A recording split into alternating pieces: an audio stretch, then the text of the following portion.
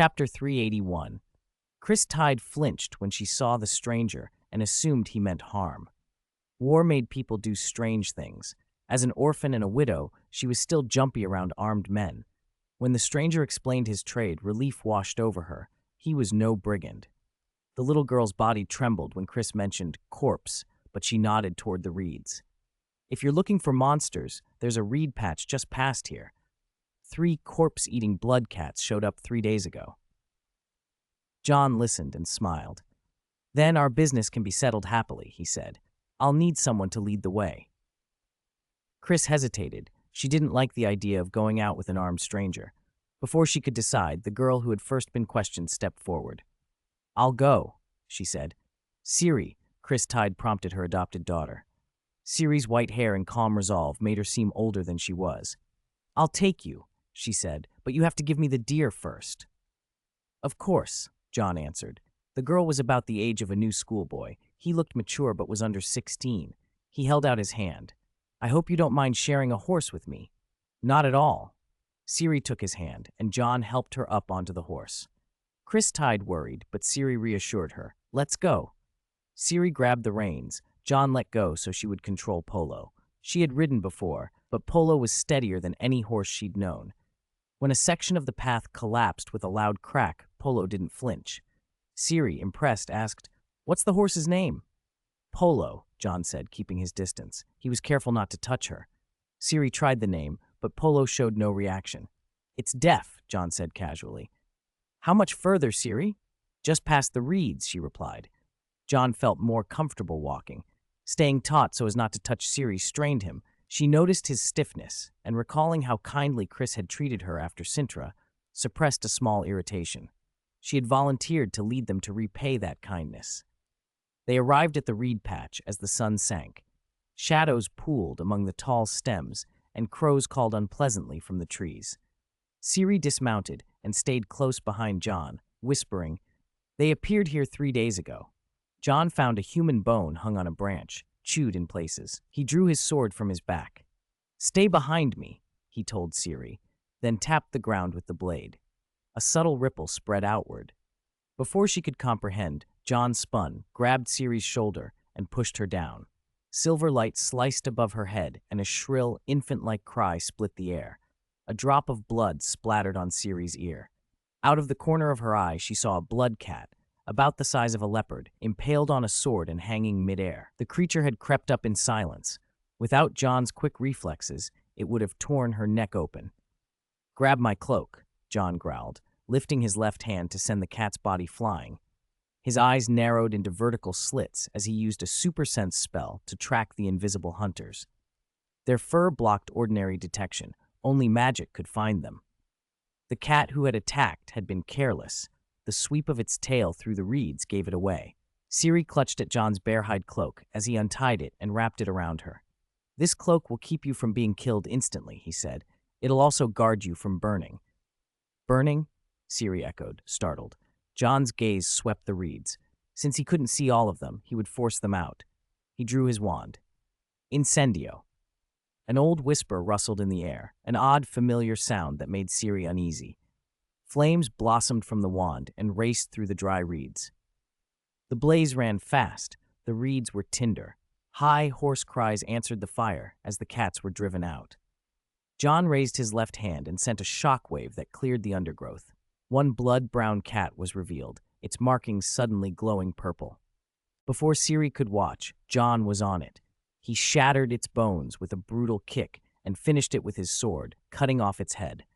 A second cat, set aflame by the spreading fire, leapt for Siri from behind. She felt a searing pain across her back and a clawing strike tear at the bear-hide cloak. The cloth at her shoulders was scorched and ripped. The burning cat roared, and as it lunged again, a silver blade flashed through its throat, pinning it to the ground. John walked over, lifted Siri's cloak, and saw the claw marks had not pierced through the hide, though her clothes beneath were badly damaged. It's all right, he said, pulling her up. Your clothes are ripped, though. Siri felt a pang of grief. Those were the scraps she had worn escaping Sintra, one of the few things that still connected her to that past.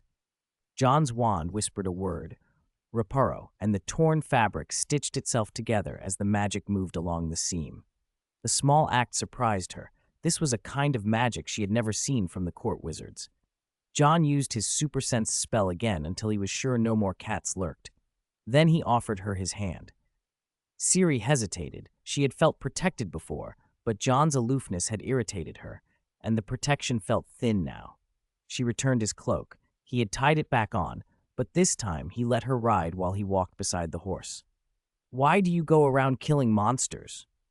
Ciri asked as they left the smoke behind. "It's a kind of mission," John said, leading Polo along the path. "My name is Yadani." The name sounded familiar to Ciri, though she couldn't place it. Night had fully fallen, but John moved through the dark as if it affected him not at all. As they neared Chris Tide's cottage, a long howl cut across the air. They both looked up. In the moonlight, a white wolf stood on a distant rise, its coat gleaming silver. It stared at them a moment, then lifted its head and howled again before melting back into the shadow. "That's a guide," John said softly, a feeling of inevitable return tightening his chest. Ciri did not fully understand what he meant, but the sight made something in her settle. They reached home safely. Chris Tide, who had kept vigil all evening, felt the knot in her chest finally loosen when Ciri stepped through the door unharmed. Chapter 382, Traveler, Why Not Rest Here Tonight? Chris Tide invited John inside, grateful for the venison he had provided. She was a kind woman, otherwise she wouldn't have taken in Ciri as her foster daughter. John was about to refuse when he noticed Polo staring toward the stable. He turned and saw freshly pulled carrots waiting there. "All right, I'll pay," he said, pointing. "I'll buy those carrots for 1 gold coin." Chris Tide hesitated, but John had already placed the coin on the table. He set the carrots in front of Polo, and the horse munched them with a crunchy sound. Chris Tide's son, seeing John's sword, looked wary. When his mother told him about John's deed, killing 3 monstrous cats, he ran, full of disbelief, to ask Ciri. "Did he really do it?" Ciri nodded. Hearing that, the boy's awe replaced his fear. He inched forward, wanting to touch the sword, but John warned him not to, and the boy reluctantly withdrew. Chris Tide served the venison with red wine. The meal smelled wonderful, and even Ciri, who hadn't tasted anything this good in days, ate with relish. Watching her children devour the food, Chris Tide felt a glow of pride. After washing his face outside to rid himself of travel dust, John returned with a young, clean look. The 3 in the room were surprised. His composed manner often hid his age. "How old are you?" Ciri asked before she could stop herself. 15, John answered, drying his hands. He speared a piece of venison and ate. Chris Tide glanced at her son, about the same age, and wondered how someone so young could seem so different. John chewed slowly and then mumbled, "I'll pay for this dinner." Ciri found it odd. Every sentence from John seemed tied to payment or transactions. At the mention of money, her son's eyes lit up. "Do you need the horse washed?" he blurted. "That's a good idea," John said with a chuckle. "If your work pleases me, I don't mind paying." Chris Tide's husband was a merchant, and her son had inherited that practical streak. He scattered the venison and ran to the stable to fetch washing tools. Under his care, Polo was scrubbed clean and gave contented snorts. The boy had once complained about the burden of an adopted daughter of unknown origin, but a good meal changed his mood. He didn't dislike Ciri, only the extra strain on the household. When the meal was done, John wiped his mouth and, out of habit, took a small satchel from beside him and set a heavy purse of gold on the table. Chris Tide started to protest. After all, the venison had come from John, but he shook his head. "Consider it fate," he said. He flicked a finger. Polo trotted out of the stable before the boy could stop him. John laid a hand on the horse. The wet animal dried under his palm as if by a warm breeze. He mounted, then reached into his satchel and tossed a ring to Ciri. "Use this to protect yourself and your family," he said with a small, rare smile. Then he spurred Polo and rode away. Ciri snatched at the air, calling after him, "Yadani!" But John had vanished down the road, and the name was swallowed by distance.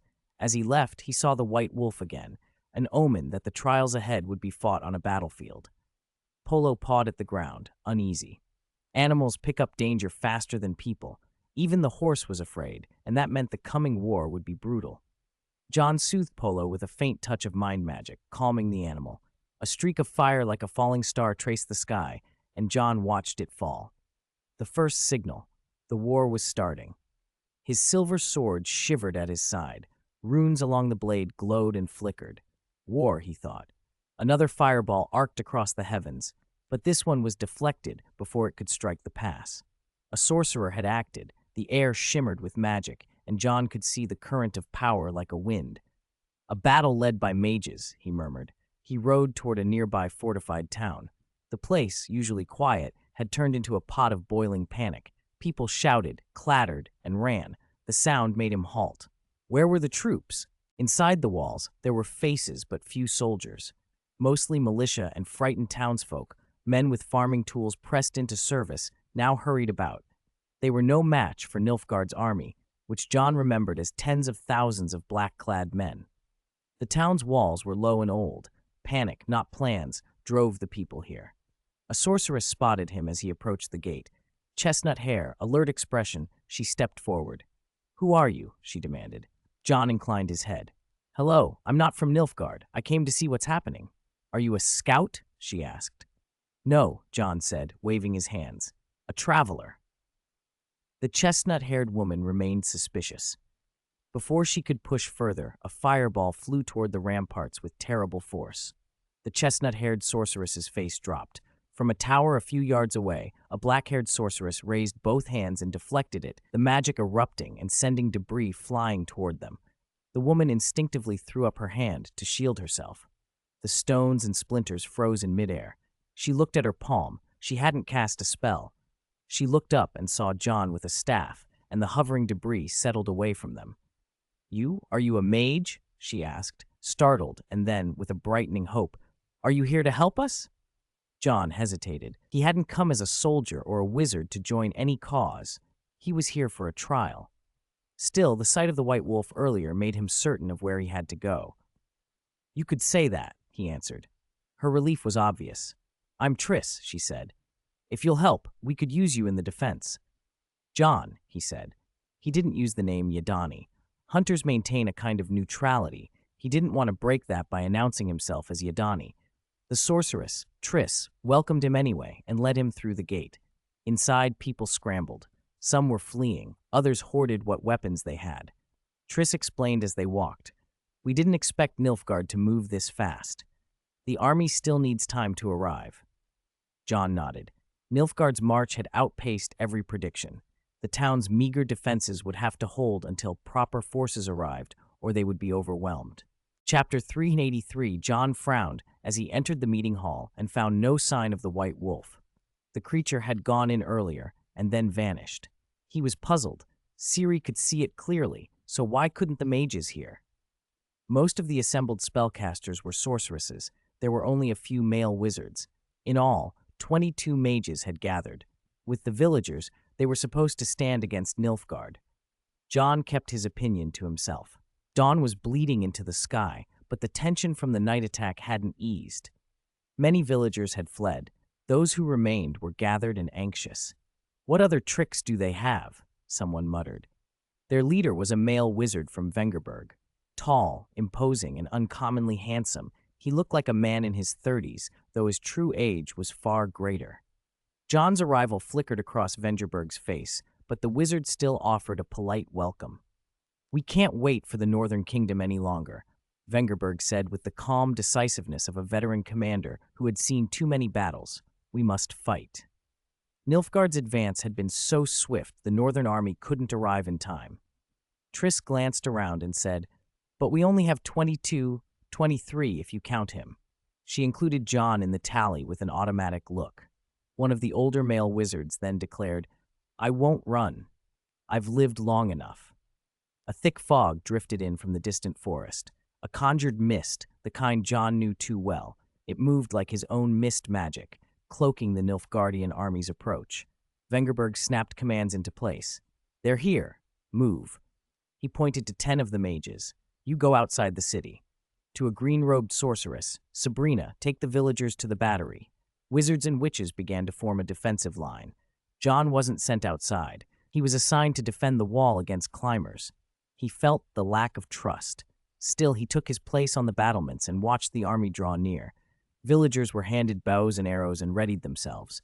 From a high parapet, the black-haired sorceress who had earlier diverted a fireball was finishing her preparations. Triss nudged John. "That's Yennefer of Vengerberg," she said with a teasing smile. "She's beautiful, isn't she?" John admitted she was.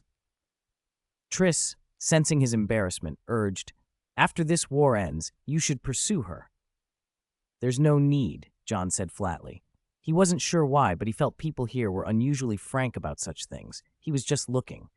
"I'm 15, he added without expression, and Triss blinked in bewilderment. The battle began. The fog reached the outskirts. Triss stepped into it and pressed her hands to the earth. Magic flowed from her palms as she murmured old words. Spores bloomed through the undergrowth, their toxin knocking down soldiers in choking clouds. John watched, impressed. "A novel use of the growth charm," he muttered. A voice slipped into his mind. Yennefer's. "Coral, soldiers straight ahead." John narrowed his eyes. A formation of enemy troops was advancing directly toward them. "Mind magic," he observed. The witch Coral had stepped before the formation and raised her left hand. Her magic spread, and the entire unit collapsed in a heap. Coral bled from the nose. John felt it like a jolt. These spells hurt the caster as they were cast. The battlefield here obeyed rules similar to the world he knew. This was not an illusion. It was real. Magic rippled across the field. Villagers hurled crude explosives. Under Yennefer's command, the movements of Nilfgaard's forces were tracked and countered. John's eyes narrowed until the pupils became vertical slits. Chaotic particles, the same strange, noisy particles that had once clothed Nagini, began to fill the battlefield. They looked disturbingly like the effects of the blood curse. Particles swirled and spread. It wasn't only the defenders who commanded magic. Nilfgaard had wizards in the ranks too. John sensed chaotic energies coalescing within the city and drew his wand, aiming where they concentrated. Reducto. A streak of white light lanced across an empty street and struck a nascent vortex. The light was swallowed by the whirl, and the vortex shuddered. Vigo, a Nilfgaardian wizard and one of the enemy commanders, had been gathering troops and opening a portal. Soldiers knocked arrows to fire through the opening and tried to catch the city's defenders unawares. Just as they were about to loose, the portal erupted in a burst of white light. Trees bent in the blast. Soldiers were flung aside. Vigo hit a tree and slid down, stunned, eyes wide. Yennefer noticed John's strike. Vengerberg's earlier warning flared in her thoughts. Don't trust that man too much. But the battle was grave. She let doubt go and focused. Her voice, tapped in John's mind again. "John." The scene cut. A thought popped into his head like a jarring aside. Tomorrow, the Hunter storyline ends. Hooray! The moment passed. War has a way of swallowing everything else. The fog had nearly encircled the city. Magic made it impossible for the mist itself to enter the wards, but the main gate had been breached. It was only a matter of time before Nilfgaard's black ranks poured inside. The 10 wizards sent out earlier were being driven back and cornered. Their reserves of magic were dwindling. From the wall, John watched the witches fall back, watched a steady stream of chaotic particles moving toward the broken gate. Though guarding the wall wasn't usually his job, a call reached him. "John, I want you at the city gate." It was Yennefer. She had decided, finally, to trust him, despite only knowing him through a single violent night. There weren't enough hands to go around.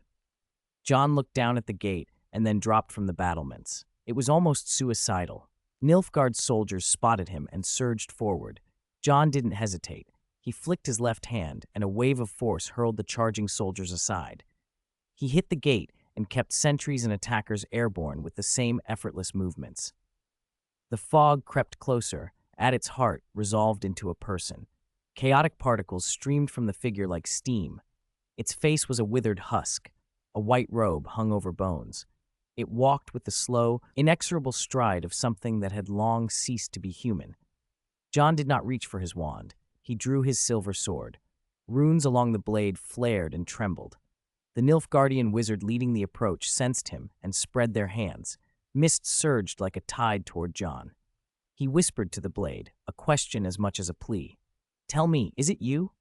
The silver sword shivered in his grip. Chapter 384. John smiled knowingly. A wisp of flame sprang from the sword's body, as if a dragon lived inside it, power enough to rend heaven and earth. When the seventh rune flared, the sword began to reveal its true form. From its throat came a low, ancient whisper, like a dragon's roar. "I am the dragon." As the voice faded, flames erupted along the silver blade. The wizard's mist had already reached him. Firelight broke free from that all-encompassing haze and coalesced into a flying dragon that plunged into the wizard's body. The wizard tried to stretch a bony hand toward John, his skull-like face full of resistance. "White flames will purify the world," he snarled. Regret and fury warred within him as he let out a final roar. Flames burst from between his brows, crimson and merciless, and in moments they consumed him. A rectangular box with a serrated opening dropped from his charred form. When the blaze subsided, John stood alone beneath the city gate with his sword. Blood-red light drilled into the blade, the eighth rune ignited. The flames receded, and the weapon's shape shifted, as if dust had been brushed away to reveal a delicate, unique blade, the silver-veined sword. This was its true face. John ran his fingers over the empty gem setting and felt something like grief. The white wolf reappeared, standing in the mist, icy blue eyes fixed on him, fangs bared in quiet defiance. John gripped the sword, his eyes gradually turned a pale, grayish white. "So you're another test," he said softly. He walked out of the gate, approaching the white wolf step by deliberate step. "Who are you?" he asked. The tip of the silver-veined sword touched the ground. Wherever it passed, golden flames traced a line, burning a streak of light through the white mist. That fire would not fade. It would remain forever. Yennefer, watching the whole battlefield, saw it and called out, "John, come back!" She ordered him to return and help defend, but his mind didn't answer. "John!" When repeated calls went unanswered, she turned to others. "Triss, hold the gate." Triss rushed to the gate and saw the ribbon of flame on the earth. Eternal fire. "John, come back!" she shouted, but John kept moving toward the white wolf, oblivious to the voices. Night passed. Ciri stepped out of her house into a wasteland of mist and through it saw the white wolf, almost the same as the one she'd glimpsed the day before, but subtly different. She froze. "What is that?" she whispered. She was the second to see it. The wolf gave off an unnatural aura, neither beast nor fiend, but a terrible thing wrapped in white frost, as if it would smother the world. Fear crashed into Ciri's chest. Her breath quickened, her vision smeared into pallid white, and it felt as if a blizzard of snowflakes were driving into her eyes, burying her alive. Then a point of flame, golden and eternal, burned on the ground and melted the wind and snow in her eyes. Ciri gasped and sank to the earth, a chaotic influx surging into her mind, and the elder blood inside her made her babble strange words. John saw winter, endless white dust blanketing the continent, an eternal freeze. The object he'd brought into the Gate of Things world surged wildly in his thoughts. The phrase formed in his head like a warning: the icebox, eternal freezing, the coming of white frost. Visions shifted, and a voice drifted through the mist. "Know that the time of sword and axe is nigh, the age of the cold wolf and blizzard. The time of white frost and white light approaches, the age of madness and contempt, the age of the end. The world will die in the frost and be reborn under a new sun. Then the seeds of the elder blood will be reborn, not to sprout, but to kindle a fierce flame. This is inevitable." The voice tugged at something familiar, like a memory he'd heard before. The grayish white in his eyes filled his sight, but his mind remained astonishingly clear. This prophetic state felt different. Chaotic particles swirled around him, coming close but not entering his body. He looked at the white wolf and spoke with a bitter clarity. "The age of the cold wolf and blizzard." Golden flames danced along his sword. "So that's why it keeps becoming more real," John murmured. "The hunter's bloodline led this world to find me."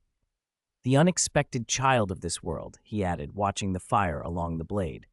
He wondered aloud, "Is this fate?"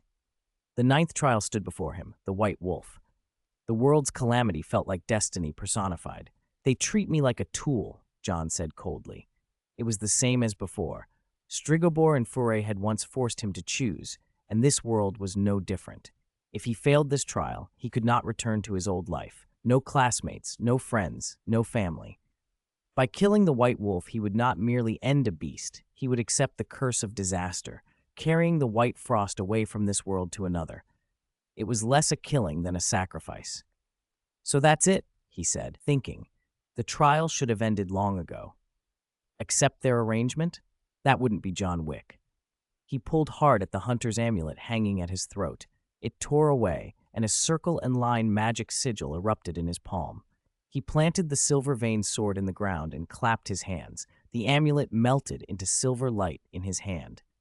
Holding the silver light in his left hand, he drew the sword with his right and pressed the amulet toward the 9th rune on the blade. Heat seared his skin, hot even against dragonhide. The silver amulet sank into the sword's body until the 9th rune was filled with cold metal. When he released his grip, the rune was occupied by silver. "Don't think you can control me," John said, voice flat. "I will not be changed by others. The world will change for me." The white wolf began to fade, and as it did, so did the hunter's amulet's presence. A circular brand burned into John's left hand, a mark meaning that Hunter Yadani was dead in this world. Chapter 385, for John Wick, a wizard from Hogwarts, a man no longer bound by rules. He slowly sheathed his silver-veined sword and let out a long, ragged breath. The final trial? Having broken through the 9th trial by force, John had only one left before he could return to his own world. He glanced back and saw Triss summoning vines to seal the city gate. A squad of Nilfgaardian soldiers pursuing the witch had arrived not far away. "Coral, come back quickly. Don't linger." Yennefer's voice rang out. John looked over and saw the witch in danger. As Coral cast to intervene, a black armored soldier swung his blade. His strike severed her arm and shattered her spellcasting. Yennefer closed her eyes in pain. She couldn't save her companion. The soldier stepped forward to finish Coral, but his sword crumbled in his hands to dust. It wasn't only him. The weapons of the Nilfgaard soldiers gathered near the gate all became fragile, as if the metal itself turned to ash. A wave of white light rippled outward. John raised his hand and waved his wand. Having abandoned his hunter identity, he was no longer constrained by those old rules. He still had one trial to go, and if a war must be the last sentence, so be it. Cold and deliberate, he treated those soldiers like mere stepping stones for his departure. Strolling out of the city with a slow, steady gait, he spoke like a prophet, his voice carrying across the battlefield. "Black soldiers, remember this moment. The man who stands before your army, Lord of Constellations, creator of the Silver Hand, Johnny, King of Green Glaze, the new sovereign of the magic world, he who endured eternal frost and wields golden fire, the second to refine the Philosopher's Stone, he who touched the Gate of Things, Yadani of Jovanovic. Black soldiers, remember this man who pierces the black ranks, John Wick." His words echoed. At the last syllable, thick dark clouds swelled overhead.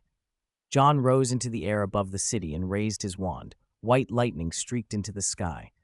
Thunder coalesced into a titanic white blade that plunged toward Nilfgaard and tore the earth apart. Darkness and blackness were blasted to powder. Black lightning flashed in John's eyes as his body greedily absorbed the ambient magic. The Nilfgaard army, which had pressed the attack so fiercely, halted and stared up at the black-haired man hovering above them. After being struck by that white light, Vigo recovered. She sensed the wizard she had sent away had not entered whatever realm she intended. For the white flame! Nilfgaard's soldiers roared in the forest and rallied around their banner. Even with many wizards on the field, they were still outnumbered. The white flame, the Nilfgaard monarch who danced on graves and claimed his enemies' tombstones for his floors, inspired a faith that had turned a small southern nation into the powerhouse Nilfgaard had become. Their morale rose. Vigo prepared to unleash her secret. "Open the burial," she whispered a spell. At the place where John had slain a wizard, a serrated sealed box cracked open. Metallic worms writhed free and began crawling toward the city gate. While Triss fretted over John, the worms slipped into the town, burrowing into people's ears and seizing control of them. Vigo used the possessed to arm explosives and spread destruction from within. Yennefer saw Sabina arrive and opened her mouth to ask her intent when an arrow pierced Sabina's abdomen. Yennefer saw the insect lodged in Sabina's ear and felt the horror of it. Then the controlled villagers detonated the explosives. The blast hurled both witches onto the ground. A massive explosion ripped through the city. Vigo's plan had succeeded. The detonations crushed Yennefer's hope for a clean victory. Many wizards were struck down or disoriented beneath the white mist. Yennefer called again and again, desperate for an answer. She stumbled out toward the city gate. Triss's eyes were filled with confusion, but miraculously, she had escaped the worst of the blast. Triss caught Yennefer as she staggered out. Coral and the wizard Yanni also rose to their feet. The soldiers, robbed of their weapons, had been cut down in the chaos. Yennefer. Calling her name was a last hope. The sky darkened. The long battle neared its end. Yennefer looked at the scattered survivors, then lifted her head. Everyone followed her gaze to the figure hovering above. John.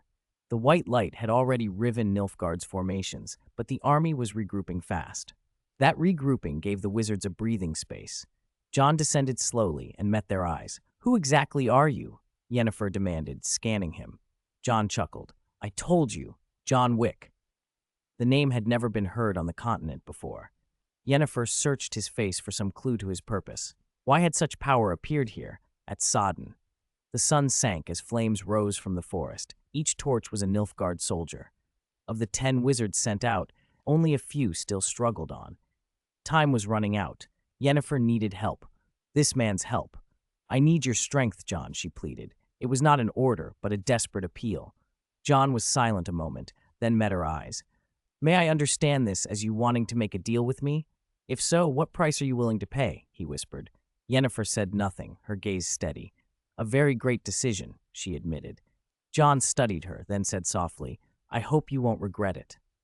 He took her hand. Whatever terms he demanded, Yennefer would have to accept. Their palms closed. Lines and circles of light flickered across the backs of their hands. Yennefer felt a sharp sting, then the skin smoothed as if nothing had happened. Beyond them, the White Flame's army surged forward. Triss spoke grimly. "We must hold until the Northern Kingdom army arrives." She turned to John. "Can you do it?" John said nothing. He walked out toward the advancing Nilfgaardians, each step measured, and asked, his voice low and ironic, "Have you ever seen golden flames?" Triss stared, thinking of fires that would not die out. "What are you going to do?" Yennefer asked. John smiled. "I'm going to become the flames." He gripped his silver-veined sword, and the 9 runes carved along its length began to glow. Chapter 386. Golden flames leapt from the tip of the silver-veined sword, then raced along the blade. Finally, the fire crawled up his arm. His whole body ignited. The wizards watched in terror. "Is he dead?" Coral asked, voice tight. A deep voice answered from inside the flames. "Those who seek aid, call upon my name." The fire swelled into a massive roaring vortex. Inside it, John's true name shone like a beacon. Golden scales erupted across his skin and wings unfurled from his back. Wotan. At the whisper of his true name, John transformed into a golden dragon. From the heart of the blaze, a colossal beast was born, a 70-foot dragon of burnished gold that drank starlight beneath a riven sky. When it beat its wings, golden fire spiraled from its flight. The dragon rose, and everything in its wake was consumed by undying flame. The mist vanished in the inferno. The blackened forest turned to a field of smoldering gold. Incendio! Dragon speech summoned the eternal fire. Torrents of flame lashed from the dragon's jaws. The Nilfgaardian soldiers, who had chanted white fire that could not touch the eternal gold, now stood dumbstruck. A struggling wizard, surrounded and about to die, had a Nilfgaard soldier's sword at his throat. At the last heartbeat before death, the golden flames swept over the clearing. A blazing ball burst through the enemy line and spread like a plague, incinerating the soldiers. The trapped wizard remained unhurt, staring up as hope descended from the sky. Wings beating, the dragon brought merciless devastation. Viggo, the royal witch, watched in stunned silence. The starry sky fed John with inexhaustible magic. His flame-lashed wings incinerated tens of thousands. It was catastrophe. Before the white frost could arrive, the golden fire had left an indelible scar across the land. This was the answer of a king of the magical to the world. Wherever it flew, a blood-red light trailed the dragon's passage. As that blood-red light streamed into the sword, John felt the 10th rune inside it begin to fill. A fireball rocketed up at John. He slapped it away with a claw. It exploded and was swallowed by the eternal flames. He looked down and saw a witch in Nilfgaardian robes trying to stop him. He breathed dragon fire. The earth sizzled beneath its heat. The witch's fate was left unknown. The dragon's incineration continued until the Northern Kingdom's army reached Mount Sodden. The king surveyed the devastation and seemed to recognize their intervention was unnecessary. The eternal fire raged on. Hardly a Nilfgaardian soldier remained to be seen. At last, the dragon descended, staggering a few paces as the strain of such a vast spell took its toll. If he had not been in the forest, the cost would have been far worse. The Brotherhood of Wizards gathered again, staring into the sea of fire. After the dragon fell, it did not rise again. Triss asked, anxiously, "Yennefer, have you found John?" Yennefer probed with magic, trying to locate him, but the flames isolated his presence. "Do you think he—" Coral, the red-haired witch with the severed arm, began, but could not finish. Everyone knew the implication. No one should survive those flames. Yennefer felt both a grim relief that she had not completed whatever bargain she had with him, and an impossible certainty that he had not died. The feeling confused her. As they waited, the northern army slaughtered the black-clad Nilfgaardians who had fled to the outskirts. There was no mercy on the battlefield. Only the unquenchable fire barred their route. While they debated John's fate, the 10th rune on the silver-veined sword flared to life. Chapter 410. Whispers from the ancient John stood on burning ground. The golden flames would not die. That forest would smolder forever. The 10th rune on the sword had lit, and he had completed the final trial. Everything required of him was done. Yet he did not return. One force tried to take him away. Another held him in place. The white wolf reappeared out of the flames, untouched even by the undying fire. The two of them stared at each other. Then John drove the silver-veined sword into the earth. At that instant, the eternal flames drilled into the blade. The burning forest went black, as if the fire had been pulled into the sword like a storm down a drain. The golden fire tightened into a vortex and was sucked away. The forest fell into a sudden heavy dark. John drew his wand and pointed it toward the sky. His body still bore golden scales. The power of the stars condensed into an ethereal, ghostly blue light and rained down into the clearing. He looked at the white wolf and smiled, a strange, unreadable curve. "Do you know the origin of the monoliths?" Before the wolf could answer, he spoke again, as if to himself. "When worlds overlap, when the conjunction of the spheres occurs, the scars left behind are what become monoliths. They are gateways between worlds." The starlight descended in sheets and braided with the residue of the eternal fire, making the earth look as if stitched from gold and spectral blue. As those two forces fed him, John gripped the silver-veined sword and poured magic into it until the metal trembled. He raised the sword and drove it down. From the ground, a heavy ring of lines and circles swelled into being. He was forging. He was refining a monolith. "My blood belongs to another world. Let my blood be the guide. Let it show me the way."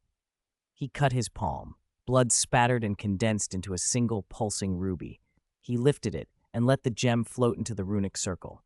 The stones that had risen from the soil were built into shape around the magic, and in an instant, a tall, prismatic monument thrust up from the earth. Blood trail. John touched his wand to the monolith and used his blood as a beacon. The stone pulsed, sending ripples outward 100 meters in every direction. Wherever the wave passed, burned trees were pulverized into ash and even corpses were obliterated. Nothing of the conflagration remained intact. The white wolf stepped closer. "Kill it," a voice whispered in John's mind, sharp, coercive, and urging to slay the wolf. But John had already seen through the lie. He met the wolf's gaze and summoned a ribbon of golden light on his wand. It was a thin loop of sand-like motes that twisted into a Mobius strip, its ends forever joined. When he cast the ribbon at the wolf, matching Mobius markings appeared across the creature's pelt. The wolf tried to step forward, and even though it moved, it remained in the same place, caught in the paradox of a loop. It could not progress through time. As the monolith solidified, the other force tugging at John gained strength. He stepped into the nascent passage. For a moment, this temporary monolith connected to the path back to his original world. Just as he was about to step through, an ancient, nameless voice rang in his mind. The language was obscure, but its meaning came clear. The monolith wept, and from it came a warning. Another entity, not meant for this world, wanted to cross through this passage. John knew that if he let it pass through, it would plunge this world into an irreversible state. A voice tried to occupy his mind, urging him to open the way. He forced it down. Sweat beaded on his brow as he muttered, "Is this the god of this world?" His expression flickered. John, who had once faced death itself, now felt the presence of other deities. Like the icebox artifact he had met before, the god here must possess unfathomable power. Geralt was still trapped in the time loop, and the towering steel before them seemed to become the maw of some ancient beast. "Do you think you can scare me?" John steadied himself. The whispers would not stop. Irritation rose in him. "Let the constellation guide me." His eyes cleared and hardened. Out of the corner of his eye, he caught a familiar face. Ambrose. Before he could say more, a force drew John into the steel's passage. The young face murmured, as if to itself, a world between dream and reality. "I took the wrong path." The boy shook his head and left the scorched earth behind. Another Merlin, John thought. With John's disappearance, Geralt's form slowly went translucent and then vanished. The stele collapsed with a thunderous crash. The voices that had tried to break in were buried. Everything fell to dust. In the scorched forest, a golden-haired woman led her men to the ruins of the stele. "Where are you, Yadani?" she called, a red mark on her neck. Furet, she had not died. She had escaped the gears of fate that had been set for her, but had fallen into a different obsession. The butcher bird hunted for the Black Witcher. The Northern Kingdom had defeated Nilfgaard. Dawn broke. A merchant hauled a wounded, white-haired hunter in a shaky carriage toward a small house. Eurgia, saved by that white-haired hunter, insisted on offering him the law of surprise. He took the injured man home. Eurgia's wife, Chris Tide, ran out to meet them, talking of how she had longed for news of an adopted daughter and of a strange traveler, that which you have but do not know. Geralt had originally brushed off the law of surprise, saying a mug of ale would be enough. But when he heard that the adopt daughter was an orphan found on a battlefield, he froze, then bolted into the forest. There he found the person he had been desperately searching for. Ciri, his own child of surprise. The Princess of Cintra. Ciri had remembered her grandmother's command to find Geralt of Rivia. Fate's gears clicked into motion. 2 laws of surprise had entwined them. Geralt took Ciri back to Eurgia's house. Though Chris Tide was reluctant, the law had to be honored. Ciri felt guilty toward the woman who had given her care, but in the end, she left with Geralt. They were headed for the battlefield. While treating his wounds, Geralt heard Yennefer's name and resolved to find her. What they reached looked like hell, corpses everywhere, soldiers wailing. Ciri rode on Roach. Suddenly Roach began to paw nervously. A brown horse with a white diamond on its face stood nearby. Ciri blinked and cried out, "Polo?" She called twice, then remembered Polo was deaf. She slid down and ran to the horse. Polo? Geralt saw the horse too. After a winter with John, he recognized it. If Polo was here, where was its rider? Ciri smiled and called out, "Yadani!" The 2 voices made the same woman start. On the scorched ground stood the golden-haired Forai, mercenaries arrayed behind her. Instinctively, Geralt pushed Ciri back and put his hand on the hilt of his steel sword. Forai did nothing. She only looked at Ciri, committing the little face to memory. "Yadani isn't here. Move out," she said, and left with her men. Geralt felt a strange wash of guilt toward Forai. They should never have met. Where did that feeling come from? He did not know. He also knew the area was still dangerous. "Do you know Yadani?" he asked Ciri. She spoke of killing a blood cat, and Geralt's heart sank. Polo's presence almost certainly meant its rider had suffered misfortune. "Stay on the horse. Don't get down," he warned. Geralt still had to find Yennefer. Ciri, excited, stroked Polo's head and whispered in its ear, even though she knew it could not hear. They searched thoroughly, but found no trace of the Black Witcher. The mages had similar news. They could not find the wizard John, who had shifted the battle's tide. In front of the collapsed stele, Yennefer frowned, rubbing her right hand as a mark flashed across the back of it. Vengerberg, told the wizard had disappeared, glinted oddly, and then turned to comfort those who had won their hard-fought victory. In Jovanovich's castle, a spring burst into motion and formed a curtain of water shaped vaguely like the steel. When John stepped out, the curtain fell back into the spring. The surroundings were empty. His uncles were gone. He rubbed his throbbing head, wondering if he was about to repeat another trial. Fortunately, the system's prompt sounded in his ear just then. Ding, ding, mission complete. Gained +1 arbitrary point. Blessing, leader. Leader grants overall enhancement while leading a team, providing positive boosts to the group. He had finished the trial and returned to the outside. 7 days have passed, he murmured. The flow rates are different after all. The dream challenge was over, and John could feel the passage of time outside. As a wizard who understood time, he knew how time could differ between realms. He checked his attributes. Magic hadn't changed much. Advancing from level 6 to level 7 required 100,000 points, far more than all previous upgrades combined. That explained why so few wizards could stand against a lord like Voldemort. Levels 5 and 6 were already the peak for most. John's highest level spells remained the Fire spell and the Shattering spell. Chapter 388. After the Dragon and Phoenix enhancement, Fiendfire rose to level 7, the first level 7 spell John had ever seen. It fused with the Eternal Flame and took on a new nature. The Shattering spell remained level 6, though its raw power had increased. That change was obvious without further explanation.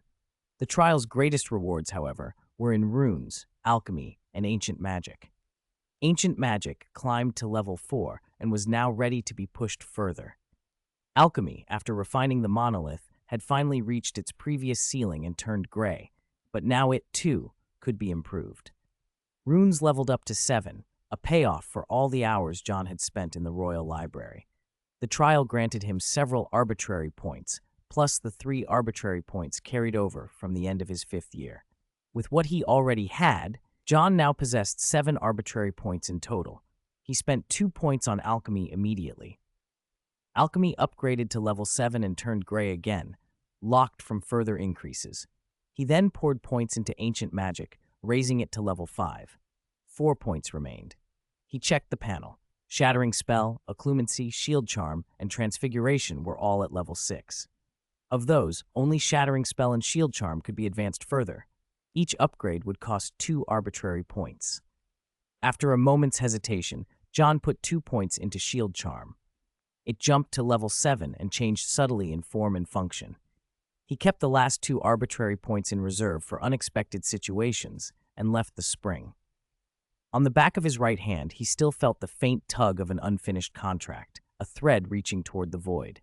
He grasped at it, and the silver-veined sword materialized in his palm. 10 runes along the blade glowed in different colors. The sword chimed softly as if greeting him. The Sword of Trials, he thought, feeling the weapon's magic surge. A voice, or perhaps the sword itself, said, "You have finally caught up with Gryffindor." John smiled. He checked his belongings. Several gold coins from the hunter world vanished like dust. The bearskin cloak he'd worn was gone. Evidently, it had been an illusion tied to that other world. The magic seals and the swordsmanship he had learned did not disappear. In fact, the ancient magic improvement owed much to the magic seals. A few rings were missing from his small bag, and the rest of his items now bore their original magical engravings again. He walked out of the castle and followed the mountain path down toward the buildings clustered below. On the way, he passed a brown bear, which, to his surprise, behaved like a gentle dog at his feet. He descended into the family home and stopped when he heard shouting, his father's voice, sharp with anger. The sound of breaking porcelain and fists landing made his heart clench. Had his father been hurt? John broke into a run and pushed inside. The family room of the Jovanovich household looked like a battlefield of emotion. Watson, normally mild and deferential among the elders, had grabbed Andre by the collar. His eyes were red, his voice hoarse. "Where is my son? John Wick," he demanded, every syllable raw with panic. Andre stood silent under the grip. Watson's hands were bruised and bleeding from striking surfaces earlier, but he seemed oblivious to his own injuries. There was only the terrible, single-minded need to find his child. Around them, the rest of the family was frozen into guilty silence. Men who wouldn't dare speak against Watson, women who clutched at their skirts. Grandfather Jovanovich, the patriarch whose influence could bend even the mayor, fell quiet under that look. "He is John of John Wick," Watson said, voice cracking. "My son, my blood." He paced, glaring at those who dared not meet his eyes. If my son never comes back, I'll go mad. I'll become a beast. He stopped and addressed the room with a fury that had nothing to do with his usual station or titles. I won't harm you now, but for the rest of your lives you will never have my recognition. Wick covered her mouth, tears welling. She could not believe that the family had allowed this to happen to her son. Alexei moved to calm her, but she only slapped him across the face in her distress. A red mark bloomed on his cheek. Even the aunts held back. Watson had first noticed John missing on the second day and hadn't taken it seriously. His son liked disappearing sometimes. On the third day, Seriosha had assured him John was fine, and Watson had been reassured. On the fourth day, he had asked to see John and was refused. By the seventh day, his patience had snapped, and he'd confronted his relatives. They were all on edge because something unprecedented had happened. After John killed the griffin, he had become unobservable. No one could track him. They'd tried to find ways to bring him back and had hidden the truth from Watson, but his experience with people let him see the guilt and evasion at a glance. That was why he snapped. Then John stepped into the room. The sight of him caught everyone off guard. His parents' faces crumpled with relief. John felt his mother's arms wrap around him, small and fierce, as if to swallow him whole. Her hands trembled on his back, and her voice was broken. "I can't believe they let you go through such a trial," she whispered, half scolding, half worshipful. Watson released Andre with a shove and, perhaps because the moment had finally come for release, planted a clumsy kick at him as he passed, the sort of harmless violence that lets a man feel he's regained control. Then he nearly stumbled forward, keeping his distance for a breath because his hands were still stained. He didn't want blood on his son's clothes. He smiled like a fool. "John, where have you been?" John smiled back and stepped into his father's arms. Watson tensed, as if unsure whether to accept the embrace, then patted his son's back in a way that said more than words. "It's good that you're back." "You're all right," he said simply. The family relaxed as if a spell had broken. Grandfather Jovanovich, watching from the edge of the room, cleared his throat. "Yadani," he said softly, an old family name, an appeal for explanation. "Did you succeed?" John gave his grandfather a slow nod. The old man's face broke into a laugh, relief and pride mingling. "Then we need a banquet." "Andre," grandfather added with authority, "bring our best chef. And remember, no more violence." Andre wiped at his nose and the thin trickle of blood and laughed off his earlier humiliation. Watson's punches had done little to harm a hunter, beyond making him presentably disheveled. As Andre passed Watson, Chapter 389, the engine exploded this time when a bird was sucked in. John watched it go up in flames and found himself strangely lost in thought. The other passengers remained unnervingly calm, as if this were an ordinary occurrence. An old man muttered with relief. Only one went this time. Last time there were 3. Only those who had flown Russian airlines would understand. After he got home, John went to Diagon Alley. Weasley's Wizard Wheezes was doing a roaring trade. The Weasley twins were not only creative, they were audacious. Passing old wizards would wag a finger at their shop and tell their grandchildren, "Look at those two, they'll be murdered in their beds," and then shuffle off. They were the first to mock you-know-who openly. Since news of Voldemort's return had spread, many who'd lived through that time were tense. Even with the Ministry's arrests, they whispered that Voldemort would come for them. Still, life went on. Mothers warned children not to dawdle outside, but they stood in the street chatting about which robes were most comfortable.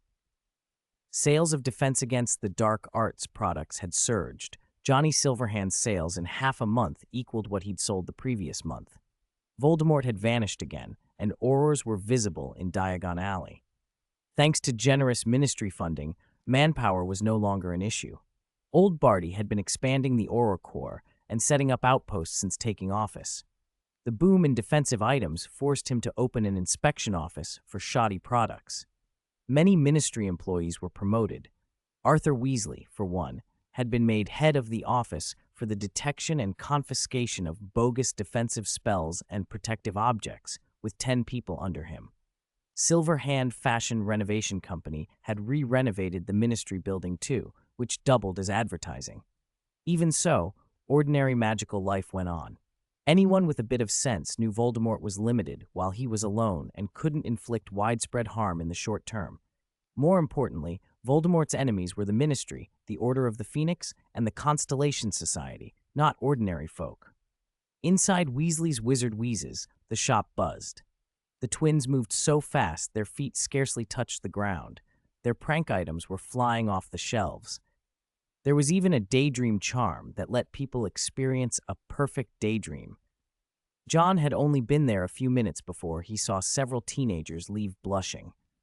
George spotted him. He'd been told who John was by his younger siblings and bounded over in mock solemnity, pretending to be overwhelmed.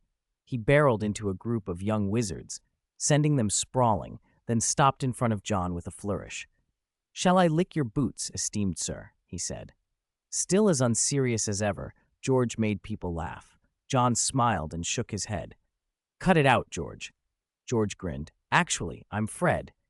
He was joking, and both brothers welcomed John without a hint of ill will over his Ministry connections. Once they knew he was Johnny Silverhand, it made sense why their shop had attracted investment. John's company had helped them stand out among competitors, and they'd secured the best spot in Diagon Alley. Fred appeared, looking exhausted. "Don't be lazy, George. I'm nearly dead," he complained. Dealing with inquisitive customers had worn him down. "We should hire a few students, cheap labor." Fred shook John's hand, cleared his throat, and put on a mock bow. "Hello, my dear sir. May I kiss the hem of your skirt?" "Too bad I'm not wearing a skirt," John said with a shrug. He glanced at the daydream charm and smiled. "Your heads are full of treasures, always new ideas." "Want to try it?" George teased. "No."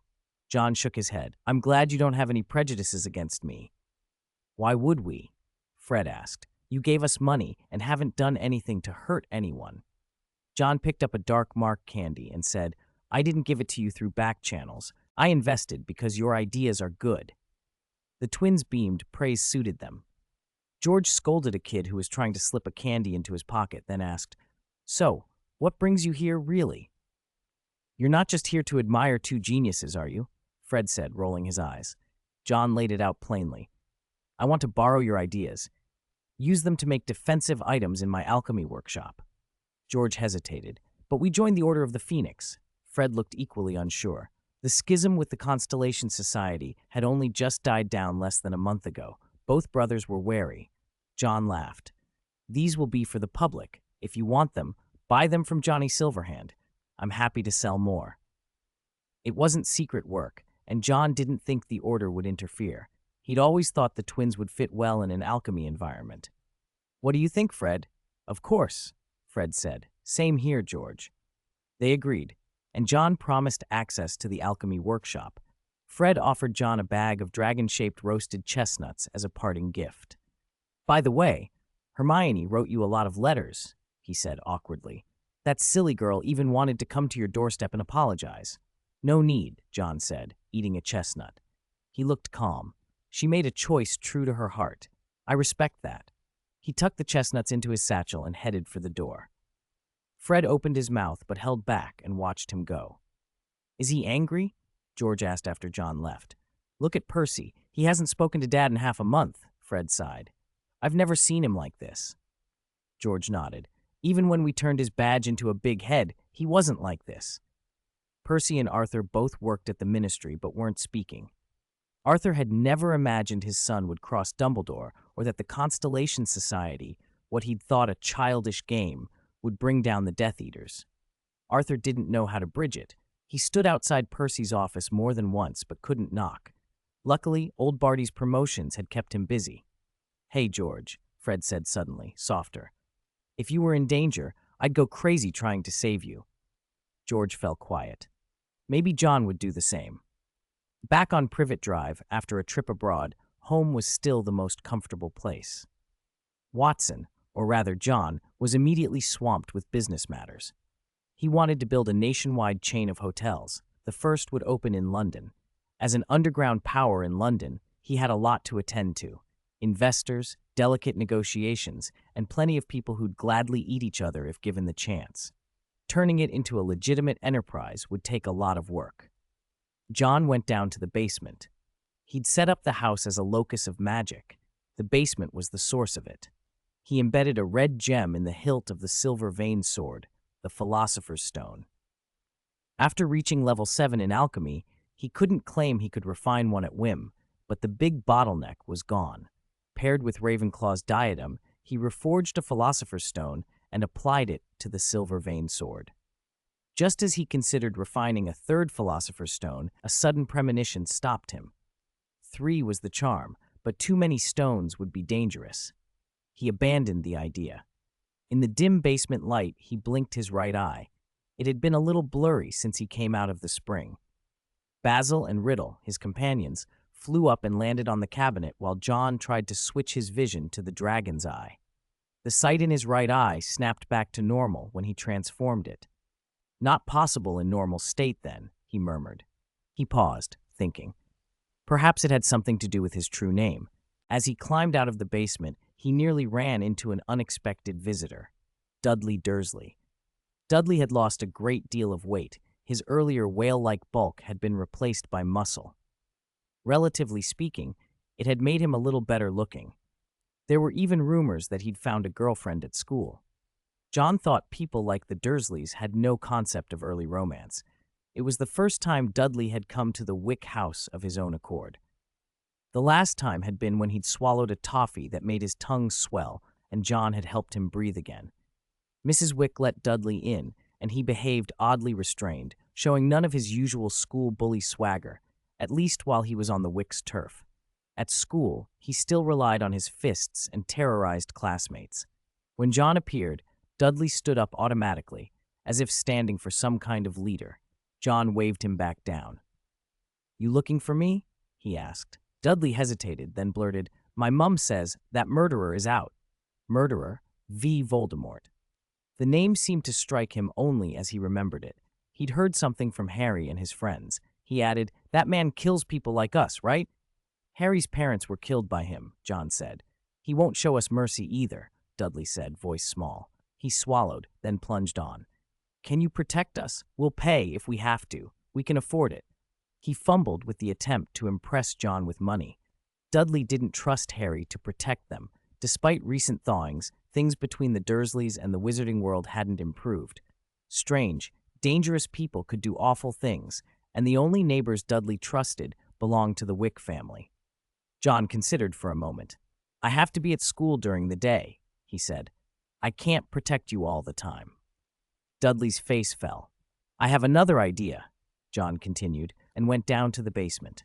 He returned with 3 objects: a small dog sculpture, a wizard chess soldier from Watson's, and a wooden shield. "Put these 3 things in your house," he instructed, "and they'll protect you if anyone breaks in." He handed them over. They were not ordinary trinkets.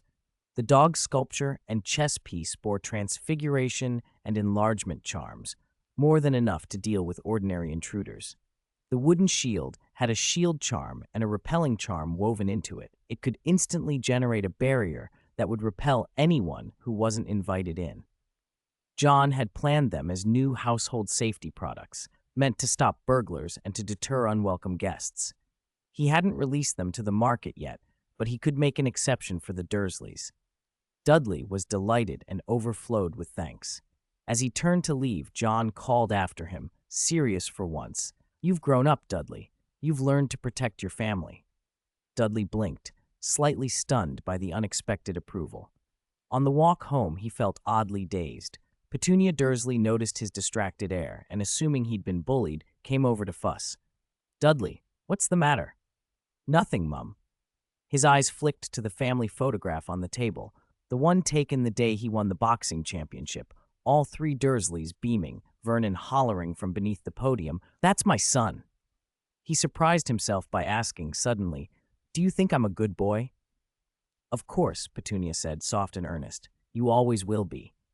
Dudley resolved he should be more sensible and stop hanging around with the rougher boys at school. He glanced toward the end of the hall where Harry's bedroom was.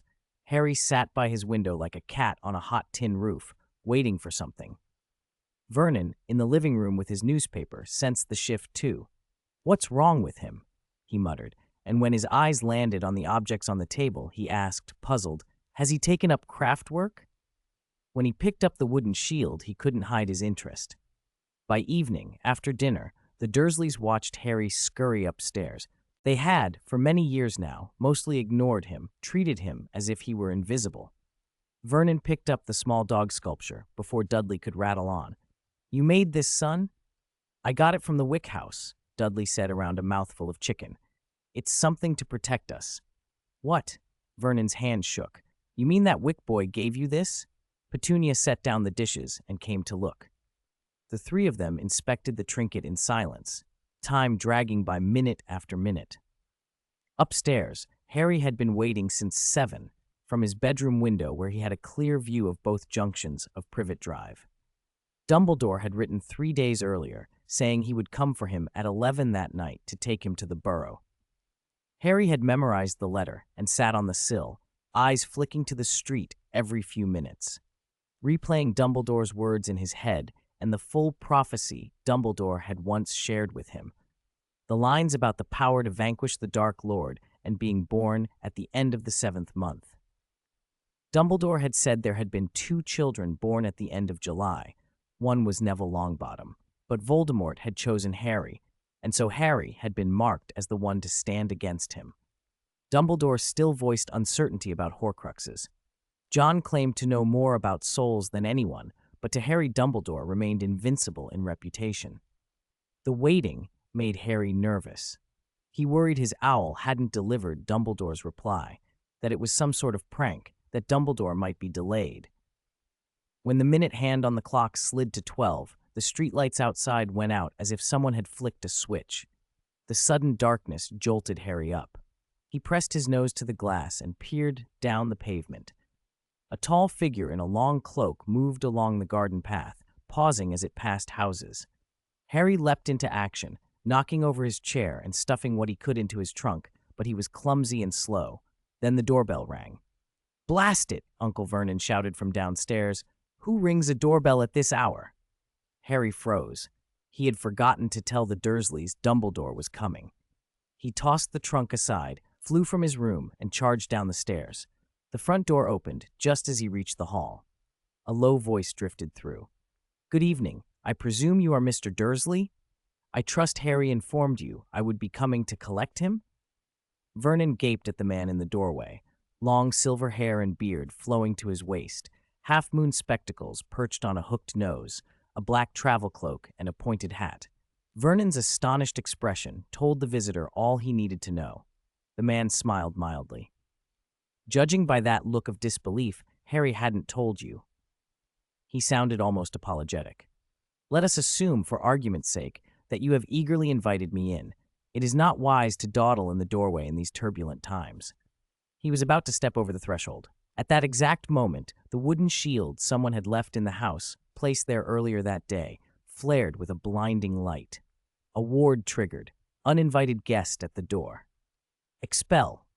The flash threw shadows across the hallway. The repulsion charm slammed outward like a gust of wind against the visitor's cloak and the threshold between the Dursleys and the front path, stopping him in his tracks. Dumbledore's kindly smile flickered into surprise as the shield completed its work. At the Wick House, John was in the attic. He'd only returned home that day and had invited the Weasley twins over. It was only now he had a moment to climb up to the attic. Basil, his winged companion, flapped and settled into the wardrobe, and John found letters packed into the window's cracks. He gathered them then, just before closing the window, noticed a white light erupting from the direction of the Dursleys' house. He frowned. The protection items had been taken that afternoon. Why would they trigger tonight? Had Harry done something to set them off against his relatives? The thought slid through him and left him troubled. Chapter 4:14. Hermione's Apology Letter. It wasn't as if Harry had suddenly developed a desire to kill the Dursleys. John watched the old man fly out through the window and felt a little schadenfreude. Even the first king of the wizarding world had reckless moments. Harry followed him out, looking puzzled by how things had escalated. A level 7 shield charm would only send someone flying if Dumbledore wasn't paying attention, John mused. Noticing someone's eyes turned toward the house, he drew the curtains without expression and tapped the wall with his wand. No probes from outside could penetrate now. Although he could read by memory without a light, John preferred an actual lamp to inspect the letters. Most of them came from one familiar address, Hermione. He set her stack aside and opened the rest.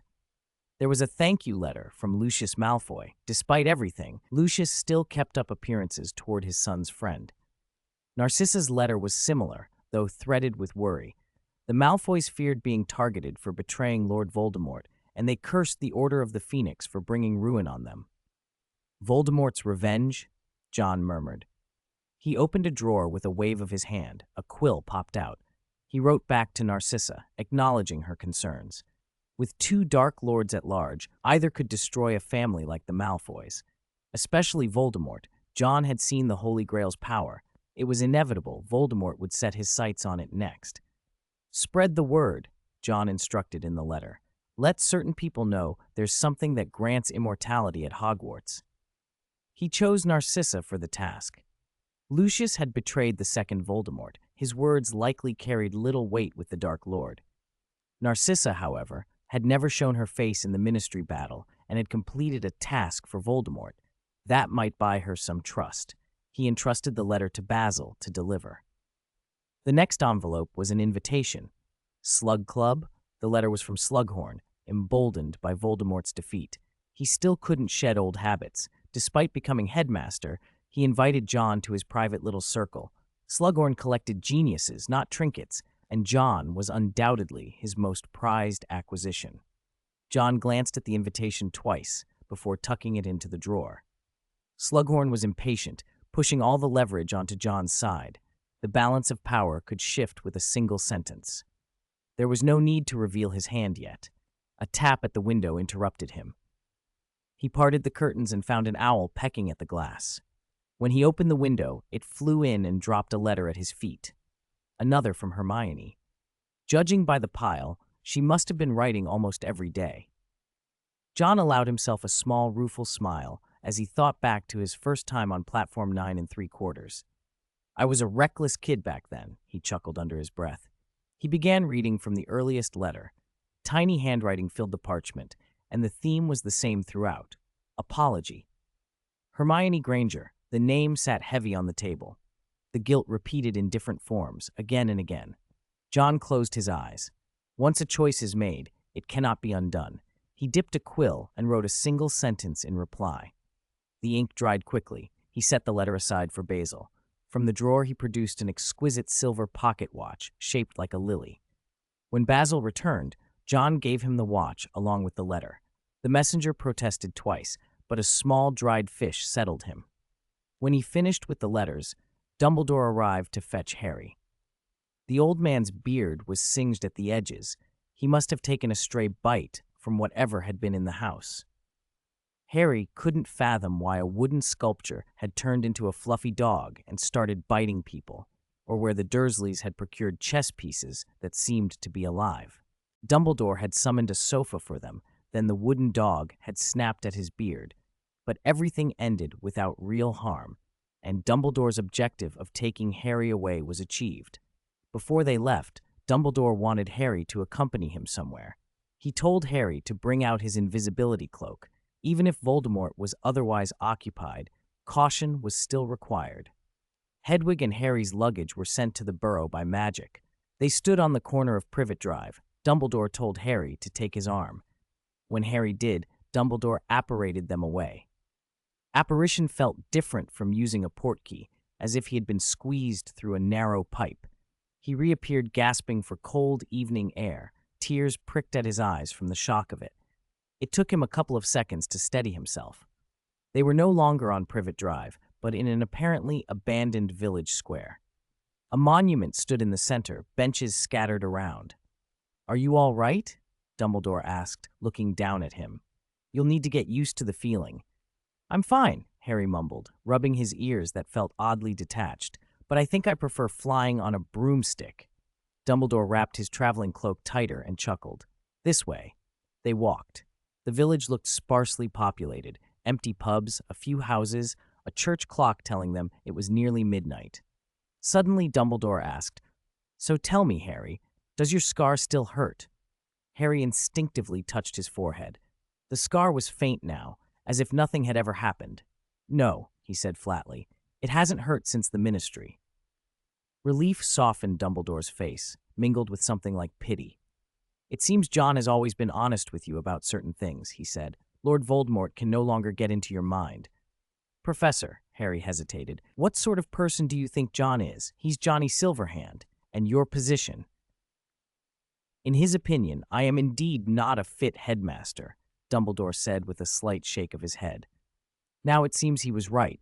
I was not suited to the role. They turned a corner past a telephone booth and a bus stop. Harry still couldn't understand why they had apparated instead of simply traveling by broom or portkey, because it would be as rude as kicking down someone's front door. Dumbledore said, "Politeness requires us to give other wizards the chance to refuse us. Most wizarding homes have protections against unwelcome apparition." Harry thought uneasily of the Dursleys, of Dumbledore insisting on entering and being forcefully rejected. He pushed the thought aside. "For example, you can't apparate inside Hogwarts or on its grounds," he said. "Hermione told me." "She's right," Dumbledore agreed, smoothing his beard. "We still need to turn left." They talked about other things on the walk, like ministry matters. Barty Crouch was a very capable man, Dumbledore said with some feeling. He prepared a great deal before Voldemort's return, and he prevented the wizarding world from falling into chaos. I could not have done better. Yet fear spreads, he added. Households have been buying more dark arts defense items than ever. At last they reached their destination, a house with a hanging front door, its hinge broken. It did not look welcoming. Chapter 415, Horace's Correspondence. Dumbledore lit his wand, throwing a narrow cone of light down a dim hallway. An open door stood to the left. Chapter 392, Harry followed Dumbledore into the living room. It was a ruin. The grandfather clock lay in pieces, its face split and the pendulum torn away. The piano had been upended, its black and white keys scattered across the floor. Shards from a shattered chandelier glittered among the wreckage. Cushions were torn open, feathers drifting like pale birds. Dumbledore lifted his wand and the room brightened. Dark, sticky splatters stained the walls. Harry's breath caught. "This is not a pretty sight," Dumbledore said quietly. "A terrible incident has taken place here." They moved carefully to the center of the room, picking their way through the wreckage. Both felt a chill in their stomachs, but the one small relief was that there were no bodies. "There was a struggle here," Harry said. "They must have dragged someone away, or he escaped." A thick drop of dark blood fell from the ceiling and struck Harry's forehead. Dumbledore touched it with his finger, then oddly tasted it. His face shifted from concern to something calmer. "I don't think so," he murmured, and his grip tightened on his wand. "You mean he," Harry began, "is still here." Dumbledore's wand jabbed into the cushion of an armchair, and it shrieked, "Ouch!"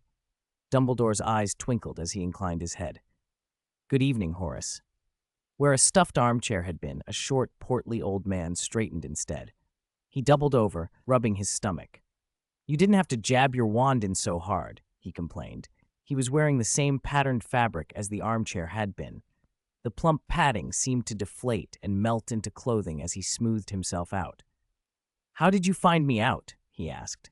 "My dear Horace," Dumbledore said, amused, "if you had really come to grief here, there wouldn't be a wall splashed with dragon's blood." Slughorn's face fell.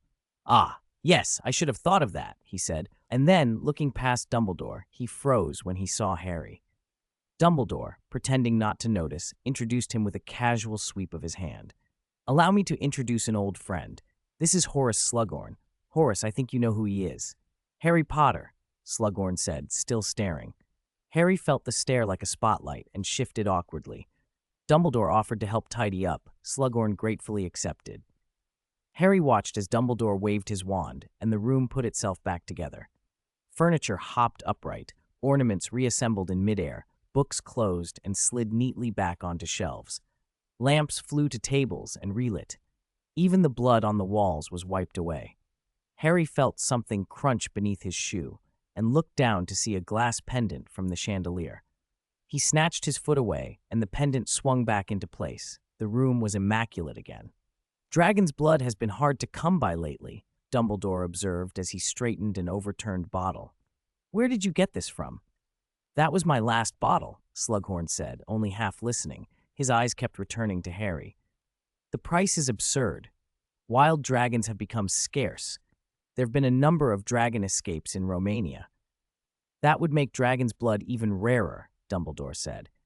Harry remembered reading something in the Daily Prophet.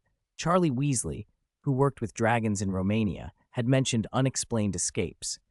He'd guessed it might be mating season, but that didn't make much sense. Dumbledore, watching Slughorn's gaze, asked lightly, "Are you hiding from someone, Horace?" "Please, Albus, must you say it aloud?" Slughorn's face flushed. It was obvious who he feared, the man who had once held the post he now occupied. Dumbledore's next suggestion seemed to soothe him. "We might have a drink for old time's sake?" Slughorn hesitated, then nodded. "All right, just one." Harry didn't understand the undercurrent in their conversation, but Dumbledore led him to sit in an unavoidably conspicuous chair. Slughorn bustled away for a bottle and cups and turned back to find Harry watching him. He averted his eyes, handed Dumbledore a cup, and sank into the repaired armchair. "How have you been, Horace? How is your health?" Dumbledore inquired. "Not bad, I suppose," Slughorn admitted. "Last year I was on edge, but things have eased a little." When news of the Death Eater's return had spread, Slughorn had been unnerved. Dumbledore's resignation as headmaster and the trouble at Hogwarts had only worsened his anxiety. Later, he'd been persuaded back. Good news from the Ministry and the capture of most of the Death Eaters had helped convince him. "I never meant to take your place, Albus," Slughorn protested. "You know I wouldn't have." "Of course I know," Dumbledore said warmly, "but I am pleased you did." "You are?" Slughorn sounded surprised. "Indeed." Dumbledore smiled. "Though perhaps you have your own worries at the moment." "If you mean the Defense Against the Dark Arts post," Slughorn said, "then yes. Almost no one wants that position." "The Death Eaters were captured, but their leader remains at large," Slughorn added, splitting his concern between the threat and the appointment. Harry found the old man's reluctance and self-interest distasteful. Dumbledore turned to him suddenly. "By the way, Horace, Harry has excellent insight into Defense Against the Dark Arts. You might know his grades." Harry started. Dumbledore winked at him, then rose and asked, "May I use your bathroom?" "Of course. Second door on the left, down the foyer," Slughorn said. Dumbledore winked at Harry again before leaving, and the two were left alone. The pause that followed felt heavy. "You resemble your father a great deal," Slughorn said at last. "Though your eyes, they're my mother's," Harry cut in. "Lily, dear Lily," Slughorn said, gazing into Harry's face.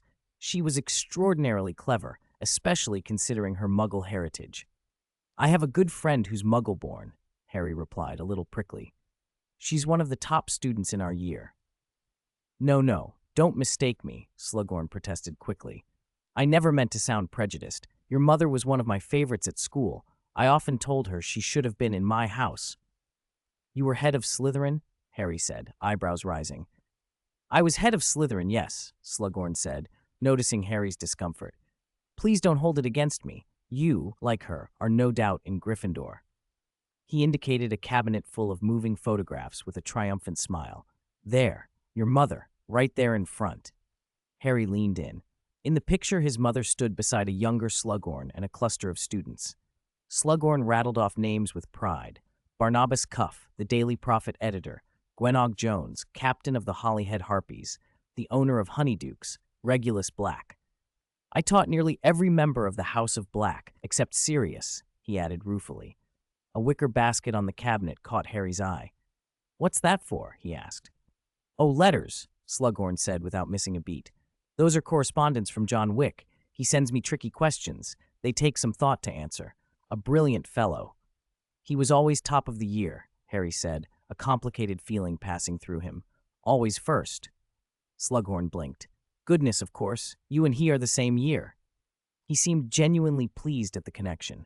Though he had not taught John Wick, Slughorn cherished the correspondence and kept the letters on display. Harry managed a polite smile, his gaze lingering on the envelopes. A hush fell over the room. Perhaps sensing it, Slughorn shifted topics. "Let's talk about something else. Dumbledore told me you're very good at Defense Against the Dark Arts." "I've seen your grades," Slughorn said, smiling, "and I approve of them." "Honestly," Harry replied, Hogwarts has always had problems teaching defense against the dark arts. Slughorn lowered his voice. As you know, for one reason or another, many able witches and wizards don't want the post. As the new headmaster, Slughorn was already fretting over that vacancy. He hadn't found a suitable candidate, even though his former favorite, Severus Snape, had volunteered. Harry thought for a moment. In my third year, Professor Remus Lupin was the best defense against the dark arts teacher. Ah, yes, Remus, Slughorn said. He was different from his three companions back at school. He was even a prefect then, and there was serious, mischievous, but very clever. Slughorn had a clear memory of Lupin and that small circle of students. The talented often won his favor easily. I remember Sirius Black's release from Azkaban, he mused. That case was a miscarriage of justice. At that moment, Dumbledore, freshly returned from a long trip to the lavatory, emerged holding a knitting magazine. Horace, may I have this? He asked casually. Take it, Slughorn replied, surprised. Are you leaving now? Yes. Dumbledore's voice was gentle. You'll have more important things to attend to. Being headmaster keeps a person busy. You may not realize it, but some positions at Hogwarts invite outside interest, Dumbledore said, draining his wine. He called Harry to walk with him. Slughorn, not ready to let him go, called after them. Albus, retirement might not suit you. Dumbledore turned, and Slughorn pressed on. Hogwarts needs stronger defenses. I was hoping you might help. I'd be delighted. Dumbledore chuckled as the garden gate shut behind them. Well done, Harry. I didn't do anything, Harry protested. You did, Dumbledore said. You helped Horace choose the right person. He regarded Slughorn with a look of affectionate amusement. My old friend has a cautious nature. If not for the fall of the Death Eaters, he would never have agreed to return as headmaster. Harry watched the wisdom in Dumbledore's eyes. Horace enjoys the comforts of life, Dumbledore continued. He likes to be surrounded by famous, successful, and powerful people. He prefers to stand just behind the seat of power, connected, influential, but not bearing the weight of command himself. But Professor, he's headmaster, Harry said. That sounds like a heavyweight position, not a secondary one. Yes, it is important, Dumbledore agreed, smiling as if recalling his own time in the post. But the right circumstances can make even Horace accept the burden. You mean John? Harry's mind lit with sudden connections. It's you and John, Harry. Dumbledore's face creased into a fond expression. Horace has a peculiar talent for spotting students who will later make a name for themselves. He builds networks around them, enjoys the privileges those connections bring, and often collects them as if they were trophies he can display. He will certainly try to win you over. Win me over how? A shiver ran down Harry's spine. Dumbledore stopped beneath the church doorway and looked at him calmly. You've been reading the Daily Prophet these past 2 weeks, haven't you? Yes. Harry's pulse quickened. That leak about the Hall of Prophecies. Everyone's been talking about it. Have you noticed there isn't a single word about the Constellation Society in it? Dumbledore asked. Harry felt his stomach drop. He did remember that. No mention of the Constellation Society, and the paper had referred to Johnny Silverhand, not John Wick. Why? He asked, voice low. To divert attention, Dumbledore said simply. Harry felt dizzy. Dumbledore's plans had layers that made his intentions hard to read. With Dumbledore stepping back from the headship, things began to clarify. Hogwarts might be the next battleground. Voldemort's obsession with prophecy and his hunger for immortality would draw the fight there. All Dumbledore could do was lay as many preparations as possible before that day came.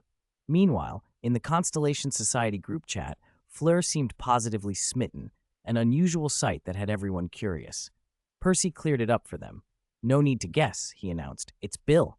Bill? Bill Weasley? Neville asked. Yes, my brother. The chat exploded. John was stunned. Had the two met before? Percy explained. It began with work. Bill was in the Order of the Phoenix. Fleur was in the Constellation Society, and the only link between them was Percy. Fleur worked at Silverhand Angel Investments, but her accent sometimes caused awkward misunderstandings. Seeking help, she turned to Percy for tutoring. Percy's lessons, as everyone who knew him could attest, were rigid, almost drill-like. Just then, Bill showed up, looking for Percy to talk about a family dispute. He remembered Fleur from the Triwizard Tournament. She had made an impression on him. A few conversations later, Bill's confident charm, honed by his years at Gringotts, won Fleur over. The rest followed quickly. "He's with the Order of the Phoenix, Fleur," Draco pointed out. "I'm happy. What's it to you?" Fleur snapped. Draco fell silent. Fleur, whose love life was suddenly public, made no attempt at modesty. "Bill isn't involved with that many Order operations. Maybe I can get him into the Constellation Society." "Maybe he feels the same way," Malfoy replied sourly. "With his temperament, he might not want to join anything like that." "Bill got 12 outstanding OWLs and was head boy," Percy added. Malfoy, who probably only had an outstanding in charms and was merely a prefect, had nothing to say. "He does seem exceptional," John offered. "I support you, Fleur." Fleur brightened at John's approval. "I knew his qualities would impress you," she said. John corrected her gently. "It's not his accomplishments I admire so much as the fact that you like him, Fleur." Fleur's cheeks lifted in a delighted smile.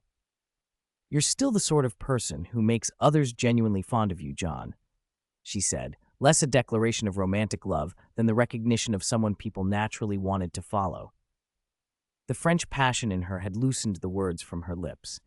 At Greengrass, Asta watched her older sister's expression soften and then tense, bewildered and a little frightened at the change. Chapter 417, John's Grades. Speaking of exams, John realized it had been a month since the OWLs. His results should have arrived. The next morning, an owl came to the window, but Basil blocked it, batting the envelope back and forth until it finally surrendered. Riddle perched aloof atop the wardrobe.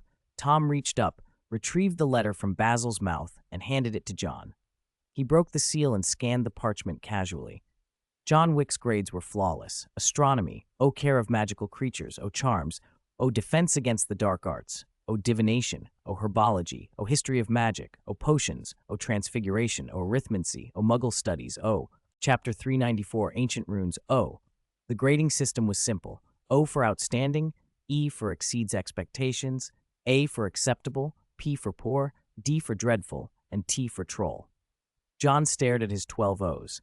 Even after vomiting blood and ending up in the hospital wing on the last day of exams, he'd finished his history of magic paper, and it had paid off. His badge buzzed continuously. The results had come in. He tapped it and read the messages. As expected, Malfoy had an outstanding in charms, but his history of magic had a P. He hadn't finished half the paper that day. His potions was an E and transfiguration only an A. Daphne complained that she'd only gotten 7 O's. Her defense against the dark arts, charms, and history of magic were all E's. Neville, to everyone's surprise, had 2 O's, herbology and charms, and an E in potions. Malfoy never missed an opportunity to rile people. "Why does Neville have 2 O's?" he demanded indignantly. "Neville's herbology was approved by Professor Sprout," Daphne scoffed, "unlike some people who only study charms." "Is that so? Your charms was an E," Malfoy shot back. John could already see Daphne's patience fraying. Neville, fuming, asked, "What about you, John? Have your grades come through?" Malfoy sneered. "Neville, why would you humiliate yourself?" 12 O's, John said. Malfoy scoffed. "See, Neville, you asked for it." Neville went quiet, his fists clenching. Anyone overhearing might think he was the one with only a single outstanding. The Constellation Society had only one failing grade, and it was Malfoy's. There were only 4 of them in total. Malfoy was the only one to fail, and he'd failed History of Magic, a subject you could usually pass by memorizing. He'd handed his paper in early and still gotten a P. If Harry Potter from Gryffindor found out, Malfoy would never hear the end of it. A message from Fleur popped up. Harry had failed 2 subjects, divination and history of magic. His history of magic was a D. Malfoy, who had been about to sink into self-pity, suddenly brightened. "Stupid Potter, he can't even handle simple courses." Then, as if remembering himself, he added, "How do you know, Fleur?"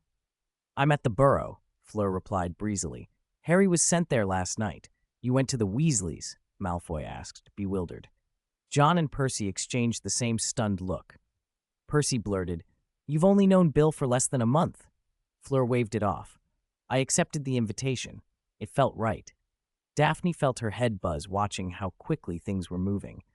Astoria imagined smoke coming out of her sister's head. Her brain probably fried. John toyed with a wilder idea. Maybe Fleur could try to worm her way into the Order of the Phoenix and steal that locket. It was unlikely, but the thought amused him. He also realized the Weasleys weren't at number 12, Grimmauld Place. Had the Order relocated? After asking around, the broader picture fell into place. Dumbledore had rooted out the traitor, someone no one had suspected, Kreacher. The Black family's house elf had been the source of the false information that made Harry think Sirius had been captured. Sirius had wanted to relieve Kreacher of his position, but had been stopped. Kreacher knew too much, and if free, might run and tell others. The only option was to bind him tighter with a house elf's contract. That, however, made Grimmauld Place a dangerous location, at least temporarily. The Weasleys had been evacuated back to the burrow for safety. Grimmauld Place itself wasn't abandoned. Sirius had locked Kreacher up and ordered him not to leave. The house had been converted into a sort of operations base for the Order of the Phoenix, and Dumbledore himself was overseeing it. "Tsk, Dumbledore," John muttered. "It'd be great if he'd sell that place." He wouldn't mind buying it outright if the opportunity arose. Strategically, the Order was now an obvious target for Voldemort. Voldemort hated the Order, and John had become someone the Dark Lord loathed particularly. Still, Voldemort couldn't get at John directly. The existence of the Holy Grail had changed things, giving John a kind of protection. There was still no reliable news on Grindelwald. The last reports placed him in Germany, where he might have some remaining followers. Grindelwald's old network had once spread across Europe in a way Voldemort's never could. Rule by fear and rule by faith weren't the same. John widened his scope. The Silver Hand needed a push abroad. Nagini's branch had told him expansion required a good opportunity. Domestically, Silver Hand had hit a bottleneck. The return of a Dark Lord, or the rumor of one, created the demand they could leverage. If the panic about a Dark Lord spread, it would make it easier for Silver Hand products to cross borders and break down trade barriers between ministries. Back at Silver Hand Johnny's office, John found Kim handling things. Kim removed his silver mask and, for the first time in days, smiled, the strain gone from his face. "You should have come sooner," he said. "A few foreign ministries are asking to cooperate." Kim reverted to assistant mode and put a stack of files on the table. "The Of series has upset some people," he said as he brewed black tea. "They think no one ministry should allow such a monopoly." John skimmed the documents. One was a letter from a foreign ministry. "From America?" he asked. "Yes." Kim handed it over. "Head of Department Amelia Bones thinks the ministry shouldn't be constrained by Silver Hand. She wants an anti-monopoly mechanism. She wants to take control of the Of series." John knew Amelia Bones, capable and blunt. During the last Minister of Magic election, Silverhand's influence had sidelined some candidates. She hadn't forgotten that. Bones's proposal was calculated. If the Ministry of Magic could take over the Of series, Silverhand's grip would be cut back. Unfortunately for her plan, it misread the political reality. Old Barty, who still held real power, wouldn't allow the Ministry to act against Silverhand while the Ministry depended on Silverhand for funds and equipment. Implementing her policy would mean open hostility with Silverhand, and the reformed Ministry would crumble. That was something Old Barty would never permit. So John wasn't worried.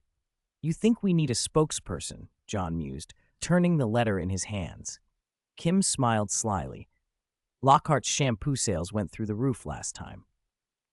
Gilderoy Lockhart, the magical world's top celebrity, was an available option. Across the ocean, America cultivated a reputation for being friendly and open, and its magical community wasn't immune to trends.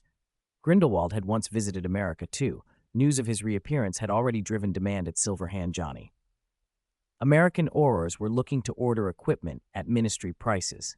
The American branch of Silverhand was being managed discreetly by a figure known in whispers as the Snake Lady, working more in secret than publicly. John sipped his tea and considered the reach he might gain. With the right face and the right political moves, Silverhand could turn this moment of uncertainty into the expansion they needed.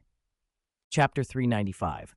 Aurors had always wanted to catch him, but the 13th District had been fortified into an impenetrable stronghold. Even with force, it could not be taken. Desperate, the Ministry of Magic in America chose another route. John agreed eagerly. As a new customer, he wasn't stingy with concessions. His condition was simple: legalized Silverhand Johnny's equipment on the American market. The American Minister of Magic hesitated, but that very night, heavy purses of golden galleons began to appear in the homes of high-ranking ministry officials. The ones who received the money changed their tune. With Grindelwald's reappearance, the legalization of protective magical equipment suddenly sounded like a public service. A little persuasion, and a pure gold owl that had paid a visit to the minister's house the night before, and the proposal passed. The Silverhand Johnny shop officially became a licensed operator in the 13th district, though the items would now cost 3 times what the ministry had paid. Officials bought more through ministry procurement, then sold them on the black market under private names, netting quadruple profits. Gilderoy Lockhart arrived at the Silverhand Johnny shop in full sparkle. Always a trending figure in the wizarding world, Lockhart had the public behind him.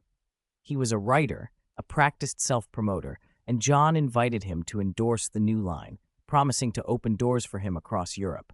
For Lockhart, the ultimate narcissist, this was irresistible.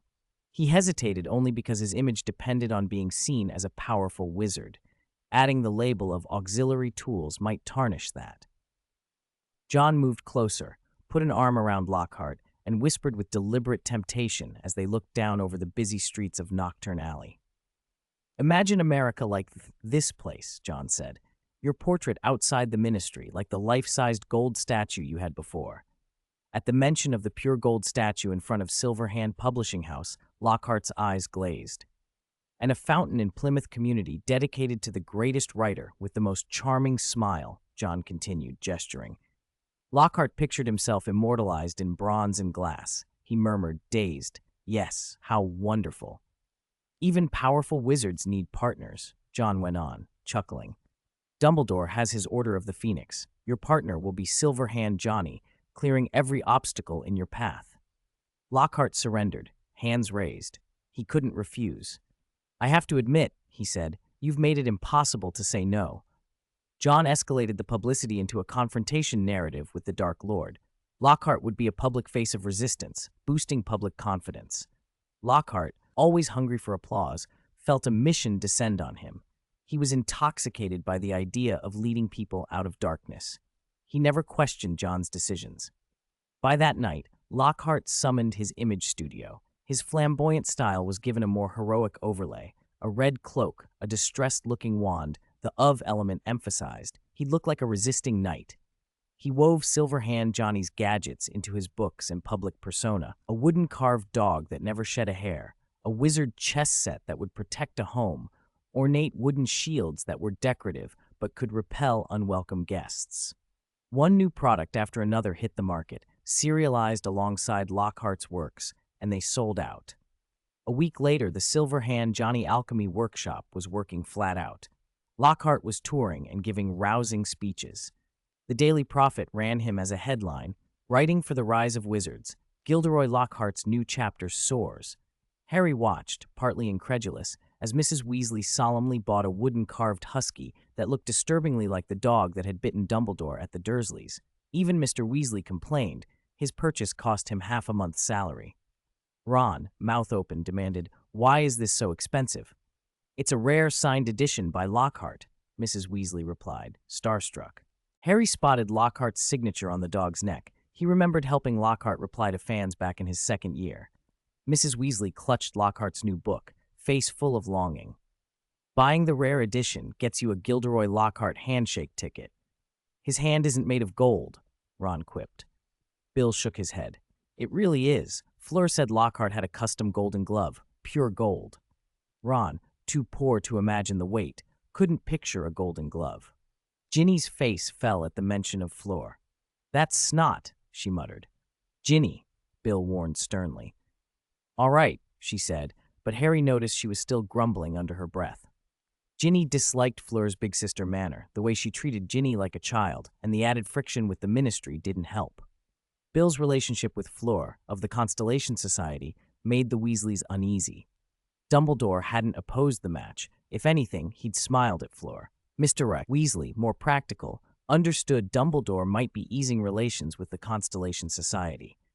As someone with knowledge of alchemy, He also knew what Fleur's people were capable of. If the youth-restoring elixir ever got loose, it could spark a new, devastating conflict. Muggle society would be unhinged by the concept of returning to youth, so Mr. Weasley kept his counsel. After dinner, Harry and Ron decided Hermione couldn't go on like this. Hermione, methodical and unflappable, had been listless since receiving John's reply.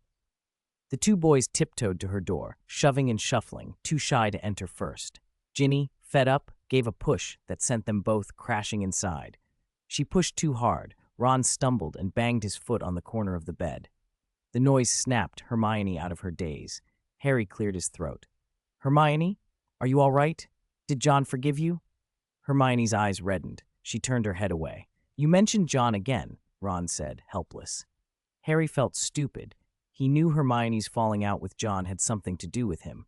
When John had merely removed the soul fragment that had tormented Harry, Hermione felt she had misjudged him.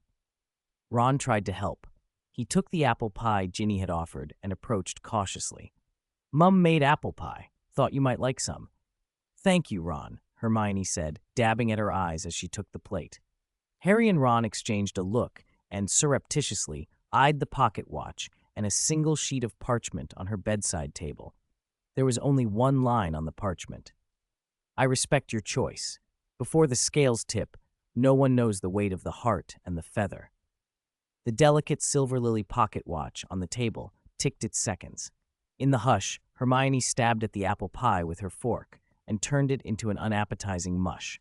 "John asked me a question in the library," Hermione said, poking at her apple pie with a faraway look. "He asked, what if one day I had to choose between John and Harry?" Harry and Ron listened without interrupting. "I was terrified," Hermione continued, recalling the conversation from last semester. She bowed her head. Her face went slack, as if the words hurt. "I could only say no. That would never happen." Her usual confidence was gone. Her voice trembled with helplessness. "I was so scared then, scared that something might happen to my best friends." She sounded like a small creature that needed to be held. "He promised me he wouldn't hurt Harry, and he didn't." "He always kept his word," she added, sinking down on the bed and curling her knees up, burying her face in her arms.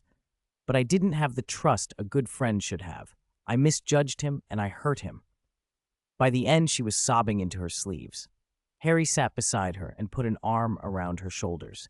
"At the time, I even thought John might kill me," he said softly. "It wasn't your fault, Hermione. You were just worried about me. Like if Ron were kidnapped, I'd make the same choice. We're best friends." Hearing himself named like that, Ron stiffened, but didn't argue. He could only nod.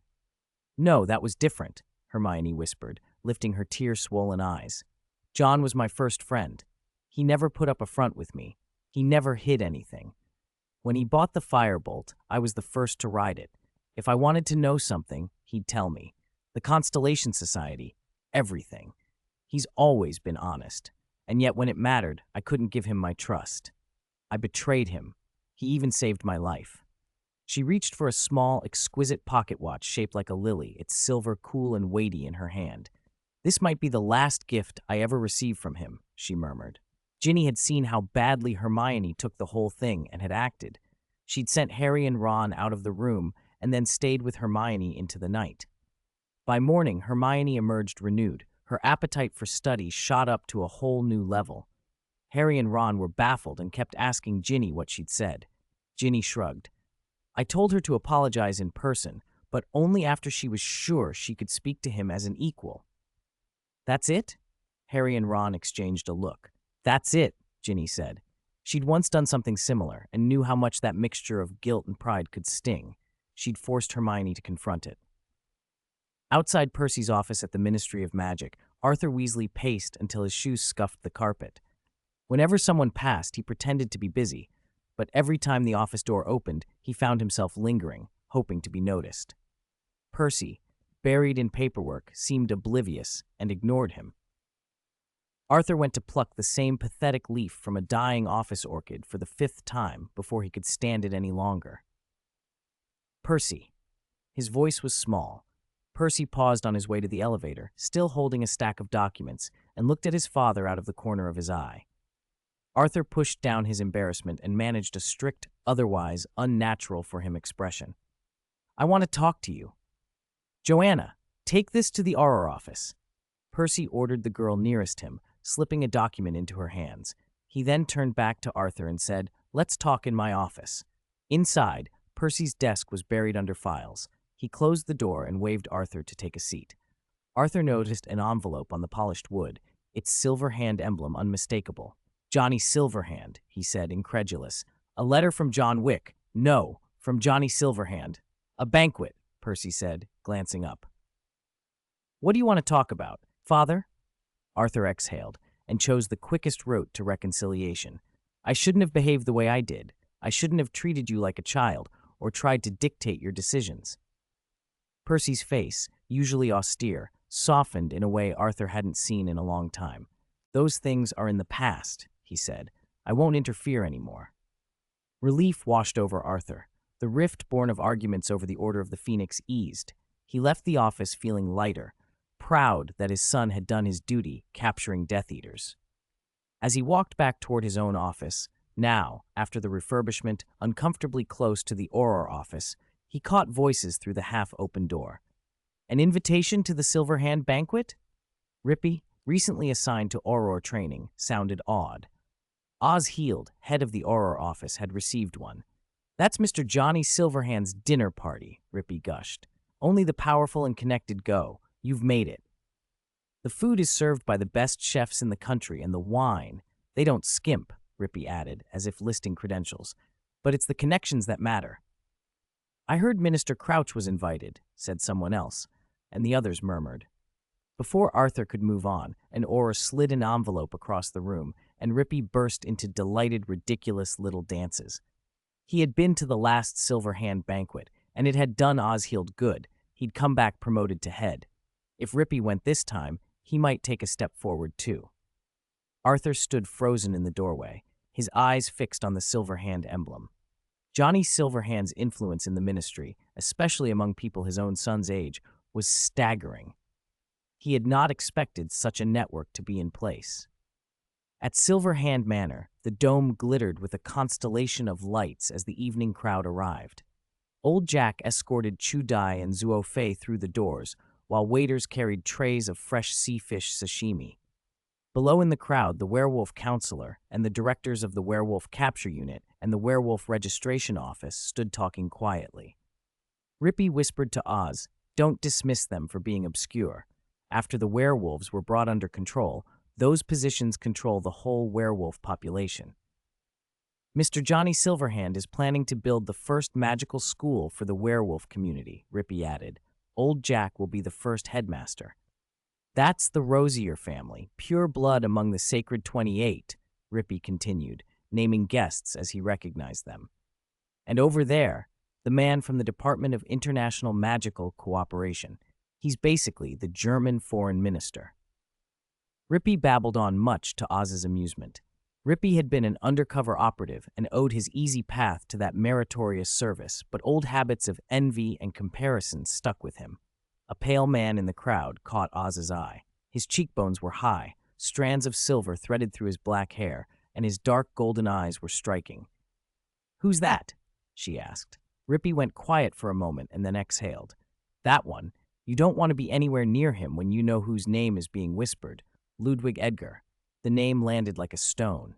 Edgar, one of those old, biased, dark families.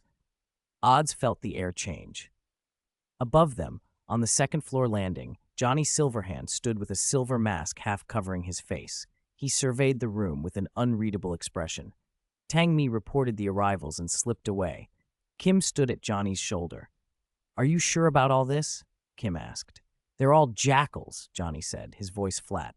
"Greedy and ruthless. They need motivation to band together." "They once favored you-know-who," Kim said, watching several pure-blood families clustered below. "For profit they did," Johnny replied with a small, almost amused movement. "The current you-know-who is a broken-backed dog. Whatever he can offer, I can match. Whatever he can't, I'll provide." A faint light flashed behind Johnny's eyes. He had the kind of patronage that could bind these people close. Tonight he intended to see who was clever and who would sell themselves and who would stand or fall. He began to descend the staircase. The moment he moved, conversations stilled, and eyes turned to him. His robes gleamed like a galaxy under the candlelight. An emerald ring winked at those who knew to look. Some guests had found it inconvenient to attend. Some had been unable to. The ones present were sharp observers, and they understood the implication of his presence. "In the last month," Johnny said after a sweep of the room, his voice carrying easily, "something astonishing has happened." Several guests shifted in their seats, fingers tightening around goblets. "I think you've all heard. Some who should be dead, and some who shouldn't be, have all returned to the world." Among the assembled, the Rosier family's representatives kept their faces masks of composure. The Crabbe and Goyle contingent, however, betrayed their fear. Around the room, people exchanged looks, measuring what Johnny had said and what it might mean for the balance of power. Chapter 397. The first toast should be to our good friend Lucius, for allowing us to gather here and continue our discussions. John took the crystal glass of golden liquor from the waiter, raised it, and nodded toward Lucius, who wore a luxurious dark green velvet robe. "Without our friend, unpleasant things would have spread through the streets, riots, looting, the collapse of order. So let us toast Lucius for his perseverance and his courage to resist." The guests lifted their glasses toward Lucius. He smiled, fighting to contain his excitement, gave a proud nod, and raised his own glass. "The second toast," John went on, "is to our friends, those threatened openly or covertly who have stayed true to their convictions. As I've said, courage is as precious as wisdom. Those who dare to say no to oppression are warriors. To the warriors who have remained true to themselves, their steadfastness is the glue that brings us together," someone echoed. After the Death Eaters re-emerged, some pureblood families had inevitably been persecuted. The Goyle and Crabbe families, for example, had descendants forcibly branded with the Dark Mark and left unable to resist. Influential figures faced varying degrees of threat as well. None of them left the alliance of mutual interests. It was too profitable to abandon. Yet people appreciate praise. Another glass went down. Those with low tolerance felt a little lightheaded, but the wine's effect passed quickly. "Intelligence is indispensable to preserving a family and continuing a business," John said, leaning on the armrest. "I favor intelligent people. They see the situation clearly and won't be swayed by emotion. Their judgment lets them choose the best path, and it's never too late to mend what was lost. Wrong choices can still be redeemed." John saw fear on some faces and broke it with a laugh. "This glass is for those intelligent people who wish to turn back, because repentance, like right decision, requires both courage and wisdom." The third toast marked the formal start of the banquet. Rippy noticed families whose names had appeared at Death Eater meetings now scrambling to ask whether they might speak with Mr. Silverhand. Those who knew how to repent wanted forgiveness. As Tang Mi's old friend, Rippy saw that Tang Mi brightened at these inquiries. Meanwhile, the evening's central figure, John, strolled to another corner. A black-haired man had been silent until now. When John approached, he stood and bowed politely. "Mr. Edgar," John said with a chuckle, "thank you for coming all the way from another country." Ludwig Edgar looked like a scholar, pale, not robust, rimless glasses resting on his nose, less imposing than Ardolfo, but resolute. "I admire your candor and your current standing." Ludwig tilted his head, his gaze sweeping the banquet. Gathering officials and dignitaries from across the country and abroad, assembling such a force is no easy feat. He mentioned another presence, and John's eyes narrowed beneath his mask. "It seems you know why I sought you out." John inclined his head toward several people in the room. Ludwig didn't look but said, "I hope for a sufficiently secluded place to talk." "Of course," John invited. "My study is a good choice." They slipped away from the banquet and into the study. Ludwig spoke calmly. "What I'm about to tell you is not a gift to Johnny Silverhand." John sat, fingers steepled under his chin, listening. Ludwig, who had been composed, showed a crack of feeling. From a father to his son's friend. He nodded toward John. "Thank you, John Wick," he said with a deep bow, "for everything you've done for my son." John inhaled. His expression, until then cold, softened. "Mr. Edgar, it was my fault that led to all of this." "No," Ludwig said firmly. "He chose you as that light. What was done willingly." This was Edgar's destiny, as it was my brother Ardolfo's. Each made their own choices. He continued sincerely, "Please don't blame yourself." John was silent. Ludwig produced a folded parchment. "A list of the saints who once ran rampant in Europe," he said. The old list had been kept in Ludwig's father's study. His father had once been Grindelwald's deputy. "I've removed those who are dead or imprisoned," Ludwig explained. "What remains are those who are missing, in hiding, or whose whereabouts are unknown. Grindelwald went to Germany, and more than 20 wizards followed him," Ludwig said. "That, his contagion of charm and the ability to sway hearts, that is what made him terrifying." Ludwig had heard his father speak of Grindelwald's allure many times. Ardolfo had been influenced as well, which explained his search for a second Dark Lord as a guiding light. John accepted the list. It mattered deeply to him. Ludwig had come all this way for it. After handing it over, he rose to leave. "One more thing," Ludwig said at the study door, turning. "My coachman once saw Karkaroff outside Durmstrang. He was fleeing in panic. Lord Voldemort might have been chasing him. When traitors were found, Voldemort exacted retribution. Yet for some reason, Karkaroff had not been killed." John seized on the tidbit. "Mr. Edgar, would you be interested in running a school?" There was a calculating look in his deep eyes. "Durmstrang, Grindelwald's alma mater, one of Europe's top 3 schools. Perhaps it needed a new head." Ludwig left. Tangmi stepped in from behind. "The Goyle and Crabbe families want to see you. They're here for their foolish sons, aren't they?" John unhurriedly opened the list, scanning names until his gaze settled on the Rosier entry. Tangmi shrugged. 2 of them were captured and sent to Azkaban during the last Ministry battle. In return, they're willing to hand over some property in Diagon Alley. Purebloods were dwindling, inevitably. Intermarriage preserved bloodlines but couldn't reverse decline. These old families controlled magical industries, monopolizing sectors to keep their status, but they still chose who would inherit. John met with the 2 family heads and, after negotiation, acquired a cauldron shop and shares in Literary Haven. As a condition, John agreed to lobby the ministry on their behalf, commuting 2 Death Eaters' life sentences to fixed terms.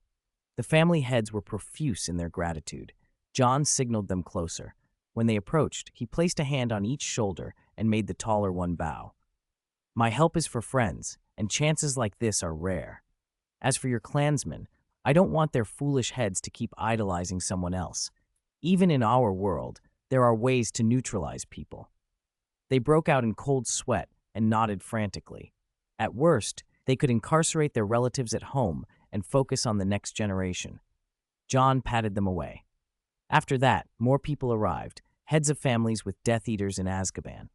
John accepted several offers. These were the speculators, those who'd risked everything betting Voldemort would rule, now the ones who regretted it most. Loyalists who wouldn't bend remained in Azkaban. "Minister Crouch has arrived," Tangmi murmured, coming in. "He brought something." John raised an eyebrow. Soon, old Barty stepped in, carrying a simple wrapped box. John sensed he wanted to see Barty. "Old Barty, shall I bring Barty up?" "No, no need." Old Barty, awkward about facing his son, set the package down and frowned. "Amelia criticized your businesses in the council. She said they're harming the functioning of society." John spread his hands. "You don't really believe that, do you?" "If I didn't know the face behind your mask," Old Barty trailed off. He considered that an entity who'd amassed enormous assets by 15 might have him retired before long. "I haven't been attending such banquets lately," he added. "As minister, one must keep some distance." "Indeed." John snapped his fingers and a gold-rimmed crystal glass appeared on the table. He rose, went to the wine cabinet, and pulled out a bottle of Golden Constellation. He swirled it and laughed. "A private collection." When he opened it, a refreshing aroma made Old Barty's eyes light. "Something like this you can always find with you." The wine poured. Old Barty tasted it. The sensation of magic on the palate was unusual and pleasant. "I can send you a bottle," John offered casually as he sat. "I don't have many left." Old Barty declined. He didn't want to appear extravagant. They drank and talked. John brought up the core topic, the sentences of several Death Eaters. Old Barty's brow tightened. "I didn't think you still cared about these matters." John, naturally aware that meddling with the minister's power would invite opposition, was frank. Not directly. The heads of several families approached me. Do they think Johnny Silverhand is omnipotent? Old Barty chuckled, puzzled. John smiled and changed the subject. Have you heard of Muggle amusement parks? As someone versed in more than 200 languages and with studies of Muggles, Old Barty knew of them. What about them? I want to build an amusement park, or more accurately, an entertainment city. John snapped his fingers. Dozens of parchments flew from the bookshelf to Old Barty. He examined the plans, frowning at times, then relaxing. His expression shifted into thoughtful interest, and finally, a hint of delight. This plan would increase trade tax revenue and boost local tourism, John said. And I'm not planning to do it alone. He smiled. It will be a joint venture between Silverhand Fashion Architecture and the Ministry of Magic. The ministry simply needs to provide the land. As for funding, John slid a list across the table. They've already paid the ministry. Old Barty's face changed several times. Magical society was backward in many ways. An atonement money system remained, but an entertainment city could be transformative. Chapter 398. By donating money, some could buy their way out of greater shame. When Voldemort first fell, Lucius Malfoy used his wealth and the excuse of being imperious to avoid Azkaban. But after Old Barty took office, he was strict. No one talked about atonement payments anymore. Now John dangled the idea of a magical entertainment city like bait, and it shook Old Barty's resolve. If we set a precedent, Old Barty muttered, almost reaching for a cigarette as he thought it over, it will be hard to deal with later. John, seeing him falter, adopted the tone of a concerned friend and leaned in. What if they'd made contributions? You mean? Old Goyle and Old Crab, John said. Their sons helped me at Hogwarts, distracted Voldemort, rerouted his messages. That counts for something. He folded his hands in a way that made the meaning clear. It lets them atone with merit. They'll still have to go to Azkaban for 2 years, Old Barty said, looking up at John. This is for your sake. That will be my honor. John smiled and raised his glass. 2 years instead of life. An enormous favor indeed. Old Barty accepted the entertainment city proposal, and the little gift box he left behind was handed to John. A father who wants to be strong his whole life, John murmured as he examined the new clothes meant for Barty. He walked into the garden and gave them to him. Barty glanced at them with a cold, unreadable expression. The Crouch's father-son relationship would not be repaired in a day. Though cleared of charges, Barty still chose to work in the garden. Perhaps he still resented a father who loved his ministry position more than his son. Only when Old Barty finally stepped down might Barty find any peace. 31 Grimmauld Place, the old black house. Go back, Creature! Sirius roared. Creature nosed at the stairs and backed, inching his way under the kitchen stove until he curled into his tiny bed. Hermione felt uncomfortable at the scene. Harry felt nothing. Creature had hurt him before. Sirius, Harry cried, rushing in to hug his godfather. Are you all right?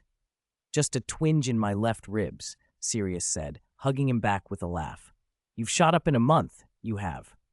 He greeted Hermione and Ron, too. Dumbledore's inside. We've had word that Voldemort has turned up abroad. Sirius seemed less the anxious godfather and more the reckless type who expected his godson to go on daring adventures.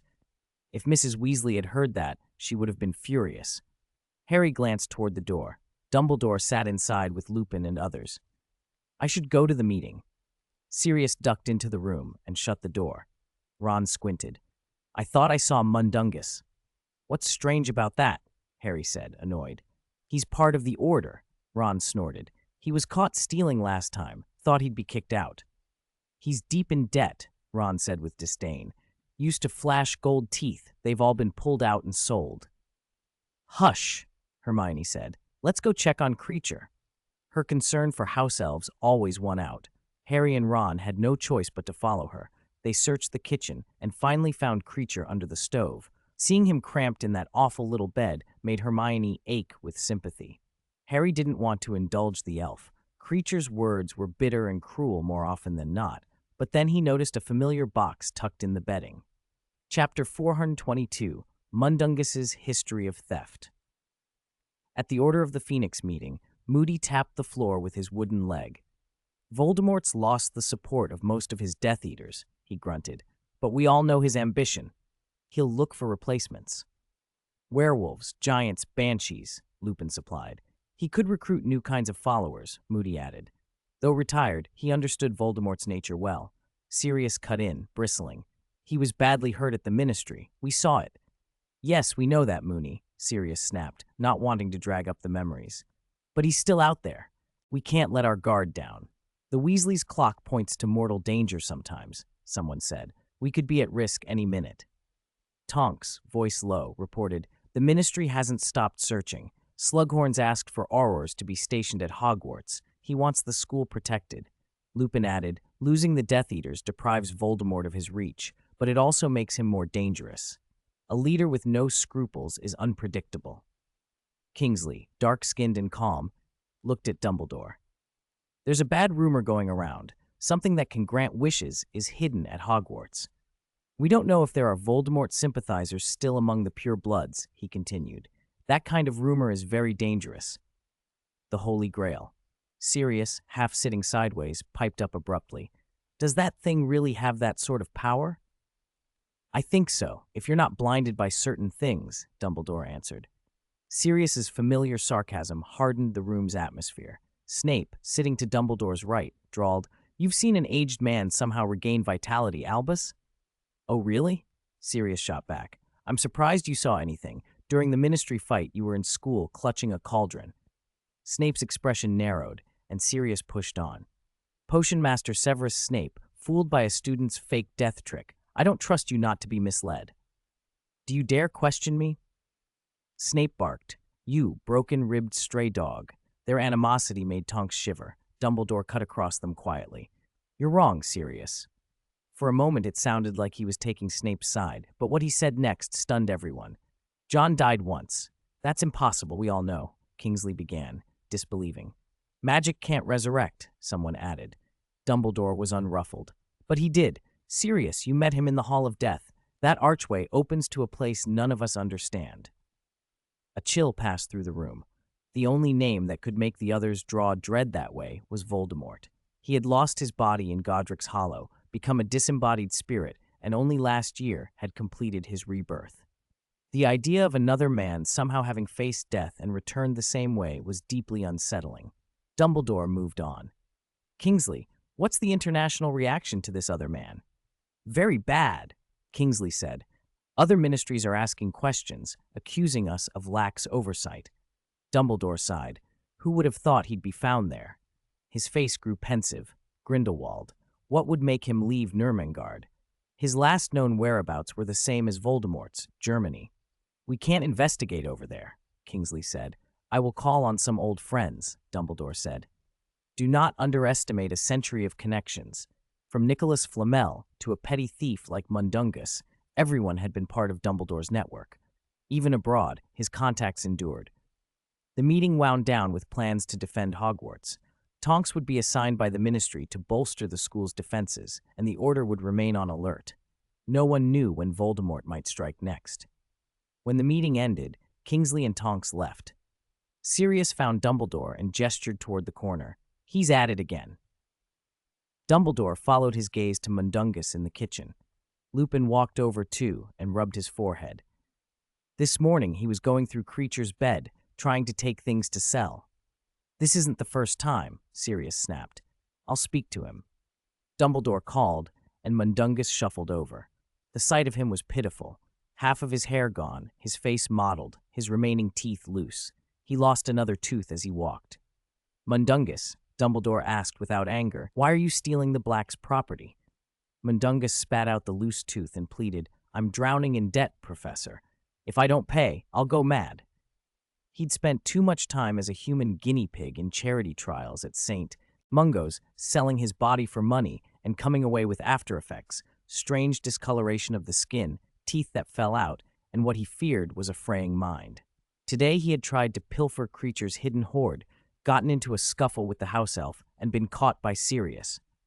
Dumbledore was about to admonish him when Harry burst in, breathless, holding a small golden locket. Hermione and Ron followed closely behind. Sirius, look, Harry called. Sirius glanced over, saw the object, and flippantly said, It's just a broken trinket, found in Creature's rubbish heap. Did you? Chapter 399, Yes, Harry said quickly. I mean, where did you get this? Not sure, Sirius replied, baffled. The Black family keeps strange things. Maybe Creature found it. Dumbledore noticed the box and, seeing the mark on it, said to Harry, Harry, let me see that. Harry started. Dumbledore's expression had gone unexpectedly serious, and he handed the item over. Dumbledore examined it carefully. You recognize this? He asked. Harry nodded. John has one exactly like it. That's impossible. Dumbledore shook his head and looked Harry in the eye. If I'm not mistaken, this is Salazar Slytherin's locket. Slytherin's? How did it get here? Harry asked, surprised. Sirius grew increasingly uneasy, and a sudden thought struck him. That locket was among the things Mundungus was supposed to steal this morning, he said. He turned on Mundungus, stepped forward, grabbed his collar, and roared. What did you do? Mundungus's legs trembled. I didn't, he stammered. I only stole things to pay my debts. His fear looked genuine. Dumbledore placed a steadying hand on Mundungus's shoulder, as if a realization had come to him. Tell me, he said quietly, who made you do this? Terrified, Mundungus spilled everything, babbling apologies. I owed too much, so I stole. Tangmi Shelby told me I could sell off valuables and use the proceeds to pay my debts. Tangmi Shelby? Lupin's eyes widened. You mean Johnny Silverhand's Tangmi? Yes, Mundungus nodded frantically. Dumbledore's expression changed as he looked down at the locket in his hand. At that moment, he was certain. John is looking for it, he said. Sirius turned to Harry with a proud smile. Harry, you did very well. He glanced at the box again, glanced at Dumbledore, and added, Seems we've uncovered one of that clever boy's little secrets. Using Mundungus, Lupin muttered. He's remarkably sly. Harry felt bewildered. John had no idea how close he had come to stealing a Horcrux belonging to the Order of the Phoenix. He had been laying his own trap. Quiet rumors at a party, a whispered line from a Malfoy lady, like dry kindling struck by a spark, they spread through Nocturne Alley and grew ever larger. Chapter 423. The Item Hidden in Hogwarts. A strange question had begun to circulate in Nocturne Alley. Have you heard about that thing? People tried to trace the source, but the phrase seemed to appear out of nowhere. With only a week until term started, the rumor spread like a contagion. It became almost a greeting. Won't that kind of publicity cause trouble? Tang Mi put away the box of sweets he had prepared for Oz and frowned. More and more people are paying attention. No. John lounged back in a comfortable chair, angling the backrest. That thing is essentially a contract. He found a comfortable position, breathed out, and smiled. Apart from what it can do, it's not a wish-granting device. If it grants wishes at all, they are mine. John chuckled. Jin rubbed his sore hands, dumbfounded at his boss's detachment. While John had been away, Jin had taken over his office. John had kept up a pretense of letting Jin get familiar with things, and effectively handed him the work. Jin and Tang Mi were now running different parts of the operation, one handling matters outside, the other inside. John was far more relaxed. Tang Mi felt uneasy about the Holy Grail. It could restore youth and grant long life. As the refiner, John knew the actual effects were far less sensational than the rumors. Yes, it could rejuvenate a body and sustain life, but it had limits. The essence of the Holy Grail was that it was a vessel, holding the power of the Gate of Things and a contract with death. That was why John had chosen Helga Hufflepuff's cup. Magic, combined with the Philosopher's Stone's elixir of life, could nourish the soul to fulfill that contract. What concerns us now is how and when we can get that item from the Order of the Phoenix, John said. He closed his eyes in thought. Mundungus, a petty thief, had been inefficient. Although he had brought back valuable items, none were Horcruxes. John lifted his gaze when a familiar black, long-eared owl, the one named Riddle, alighted on the table and dropped a letter into his hand. He opened it, read, and sat up. What's wrong? Tang Mi asked. John flipped the parchment in his fingers, his expression changing. I underestimated Dumbledore, he said. I thought he'd be in trouble after losing his post, but I didn't expect him to persuade Slughorn to return to Hogwarts. Dumbledore had been permitted back to Hogwarts Castle. Slughorn was cautious. With Voldemort at large, he had applied for auror protection and insisted on having the greatest wizard of the age at the school. Dumbledore, who knew how to handle Slughorn's wariness, had been persuasive. To protect Harry? John mused, rubbing the rough paper. Tang Mi asked. Should we interfere? John considered and shook his head. Let him stay. Whether it's to counterbalance my influence or to protect Harry, he'll be useful at Hogwarts. He calmed again, lit the letter and watched the ash float away. My new headmaster will have his hands full. I hope he settles things quickly. Being invited back jointly by the four deans had restored Slughorn some dignity. John would not meddle with his decisions. He wanted his next 2 years peaceful. 30 galleons for one use. The drunken wizard, missing a shoe, a pipe in his mouth, wine bottle in hand, burped and grinned. Pay in full. No credit. In front of him lay his missing shoe, a filthy, hard-heeled leather boot. A bag of galleons was thrown at his feet, and his grin widened. The cloaked figure who had approached from the shadows paused above the shoe. Their face was hidden and their voice muffled, gender indistinguishable. London, the figure said. The drunken man nodded, and the cloaked figure grabbed the boot's shoelace. The unregulated portkey flickered, the expensive kind used for smuggling, and the cloaked figure vanished.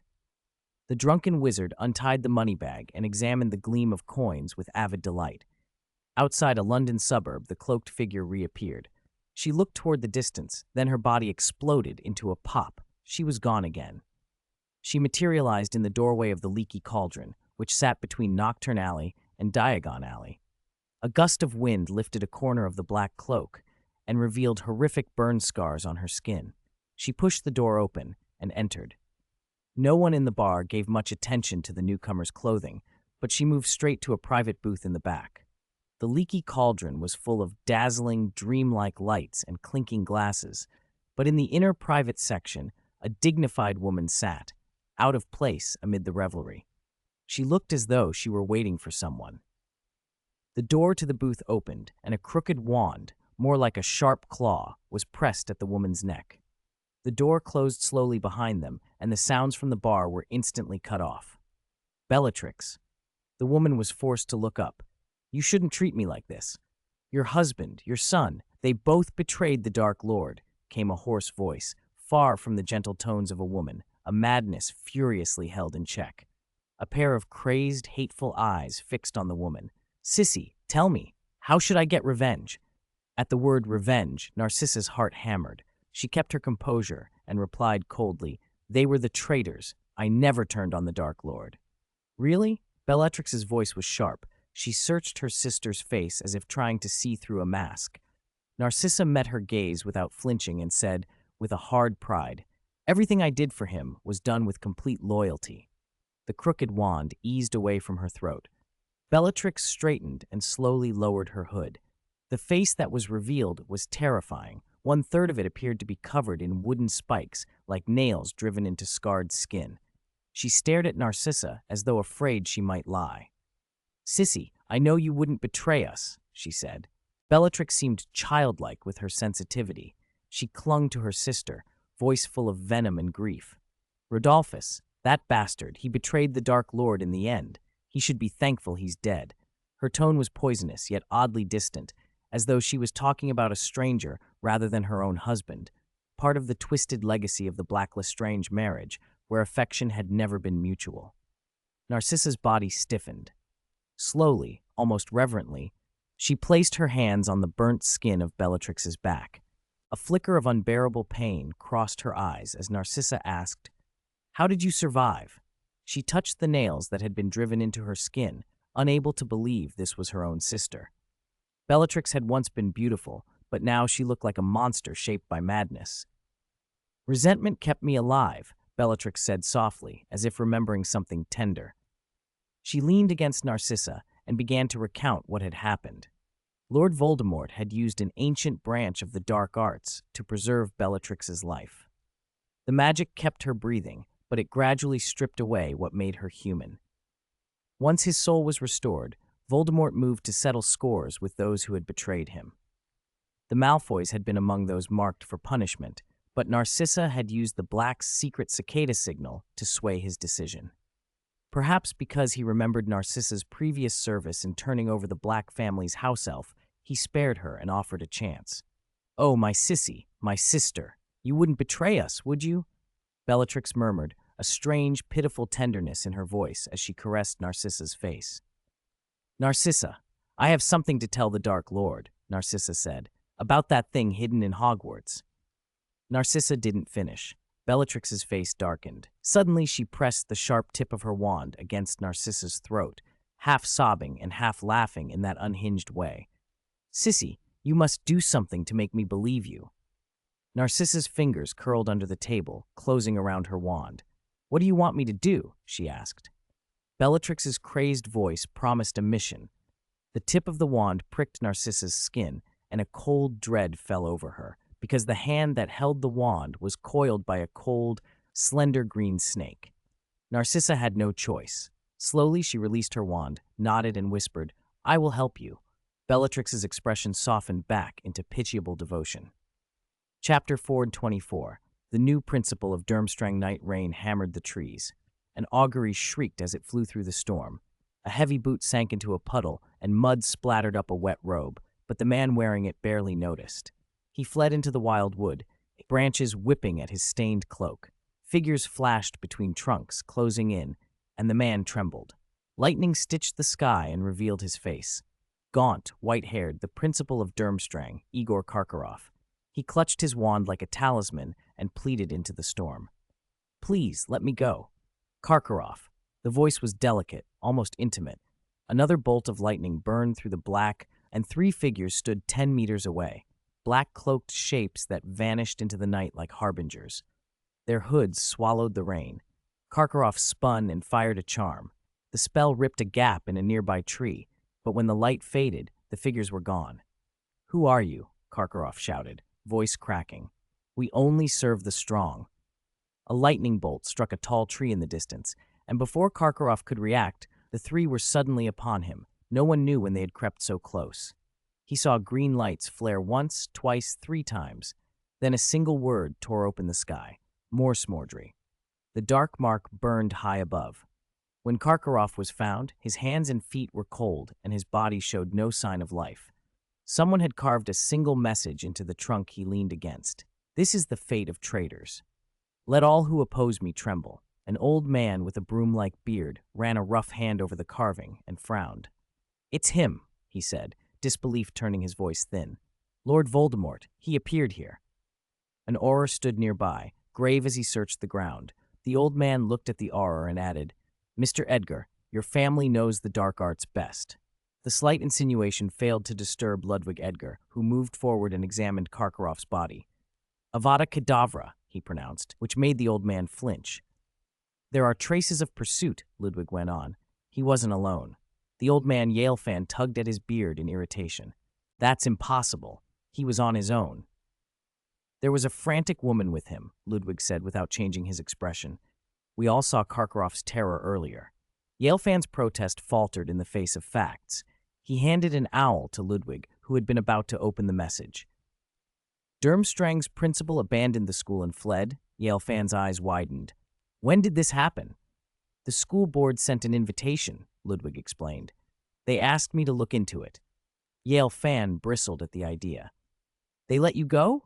This is irresponsible. Edgar isn't the man for such a task. You can take it up with the board, Ludwig replied coolly, and his expression hardened as he demanded the letter back. Reluctantly, Yalefan returned the owl. I'll speak with them, he muttered, more threat than promise, then departed with the Auror and the body of Igor Karkaroff. Ludwig lingered by the tree, murmuring to himself as he read the carving, the word omnipotent on his lips, then finally turned and walked away. Former Durmstrang principal dead, he who must not be named has acted.